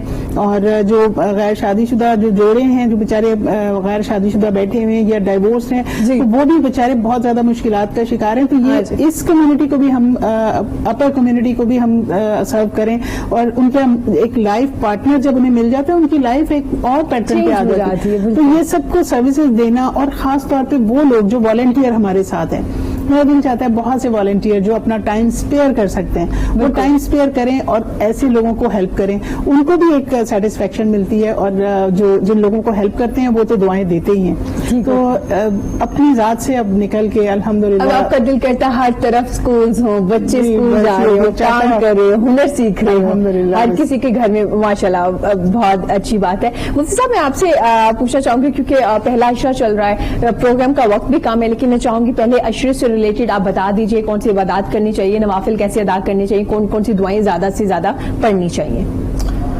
اچھا, عبادات کو عشروں سے یا دنوں سے راتوں سے خاص نہیں کر سکتے ہیں. ٹھیک ہے, میں نے ابھی پہلے بھی جس طرح شروع میں کہا تھا کہ یہ چیزیں بندہ ہونے کی علامات ہیں. جی, بندہ بننے کے لیے یہ چیزیں نہیں ہیں. ٹھیک ہے, سب سے پہلے کام یہ کرنا ہے کہ بندہ اپنی کمیوں کا ازالہ کرے. بندہ دیکھے کہ اس کے اندر خامیاں کیا ہیں. تصوف میں ایک اصطلاح استعمال ہوتی ہے اسے تلاوت الوجود کہتے ہیں. تلاوت الوجود کا مطلب ہے کہ مجھے اگر کسی کے اندر کوئی برائی نظر آئی ہے تو میں اپنا محاسبہ کروں, کیا میرے اندر تو وہ نہیں ہے, اگر ہے تو میں اسے بتانے کے بجائے اپنے اندر اس کو تبدیل کر دوں, ختم کر دوں. سب سے پہلا کام یہ. ہم رمضان آیا تو بڑے فخر سے کہیں گے جی میں روزانہ کتنے سپارے پڑھ رہا ہوں, میں نے اتنے قرآن کمپلیٹ کر لی. قرآن نے کہا کیا ہے وہ پتہ نہیں کہ نبی پاک صلی اللہ علیہ وآلہ وسلم فرما رہے ہیں عمل تھوڑا کرو لیکن مستقل کرو. رمضان انسان کی زندگی میں جس طرح آپ نے شروع میں کہا تھا ایک تبدیلی کے لیے آتا ہے کہ پہلا عشرہ ہے, دوسرا یا تیسرا, کوئی ایسا عمل شروع کر لو کہ رمضان ختم ہو جائے لیکن وہ عمل ختم نہیں ہونا چاہیے. کیا بات کہ ہم نے نماز تو روز پڑھنی ہے.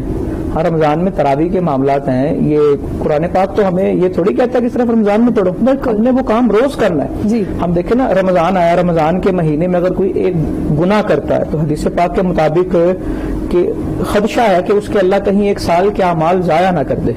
اب ہم رمضان آتا ہے تو ہمارا جھوٹ جو ہے وہ عروج پہ چلا جاتا ہے, ہماری دھوکہ دہی عروج پہ چلے جاتی ہے, چیزوں کے ناجائز لو کوالٹی کی چیزیں ہیں ان کا ریٹ ہم نے ہائی سٹینڈرڈ والا کر دیا ہے, چیزیں دے ہی نہیں رہے, ذخیرہ کر لیا ہے. تو ہمیں ایک تبدیلی لانے کی ضرورت ہے. ہم یہ نہ دیکھیں پہلا عشرہ ہے, دوسرا, میں اگر فقط یہ دیکھوں کہ میری زندگی کا آج آخری دن ہے تو میرے لیے پہلا عشرہ بھی آ جائے, دوسرا بھی آ جائے, تیسرا بھی آ جائے. میں نے آج ہی رب کو منانا ہے, آج ہی جہنم سے نجات مانگنی ہے, آج ہی اپنے معاملے درست کرنے ہیں. میری سب سے بڑی خامی اور سب سے بڑی کوتاہی یہ ہے کہ میں سمجھتا ہوں کہ میرے پاس وقت بہت ہے.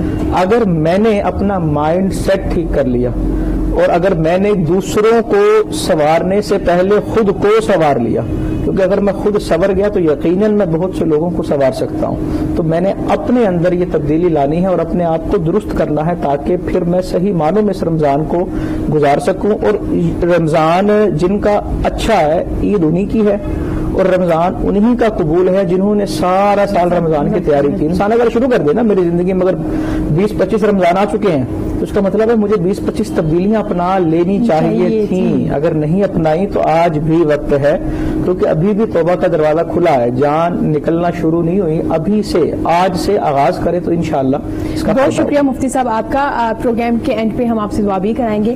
روبا جی آپ کا بہت شکریہ, بیسٹ وشز آپ کے ساتھ ہیں. اللہ تعالیٰ مزید آپ کو توفیق دے. آپ کے ساتھ جو لوگ ہیں تمام لوگوں کا میں شکریہ ادا کرتی ہوں, آپ کے ٹیچرز کا, آپ کے ساتھ جو ڈونیٹ کر رہے ہیں یا ایک ایک گھر جا رہے ہیں, ان کے جو کورس دینے بھی بچوں کو جا رہے ہیں, ان تمام لوگوں کو ہم سلام پیش کرتے ہیں. اسی کے ساتھ مجھے اجازت دیجیے, خوش رہیے, ارد گرد کے لوگوں کا بہت خیال رکھیے, اپنے نیبرز میں کیا ہو رہا ہے ان کا خیال رکھیے. جو حالات ہیں رمضان میں تو ہم ویسے ڈونیٹ بہت زیادہ کر رہے ہوتے ہیں, بہت زیادہ خیال رکھ رہے ہوتے ہیں, لیکن کیونکہ کورونا بھی ساتھ ساتھ ہے تو آپ نے یہ بھی خاص خیال رکھنا ہے کہ کس کے گھر میں راشن پہنچا ہے نہیں پہنچا.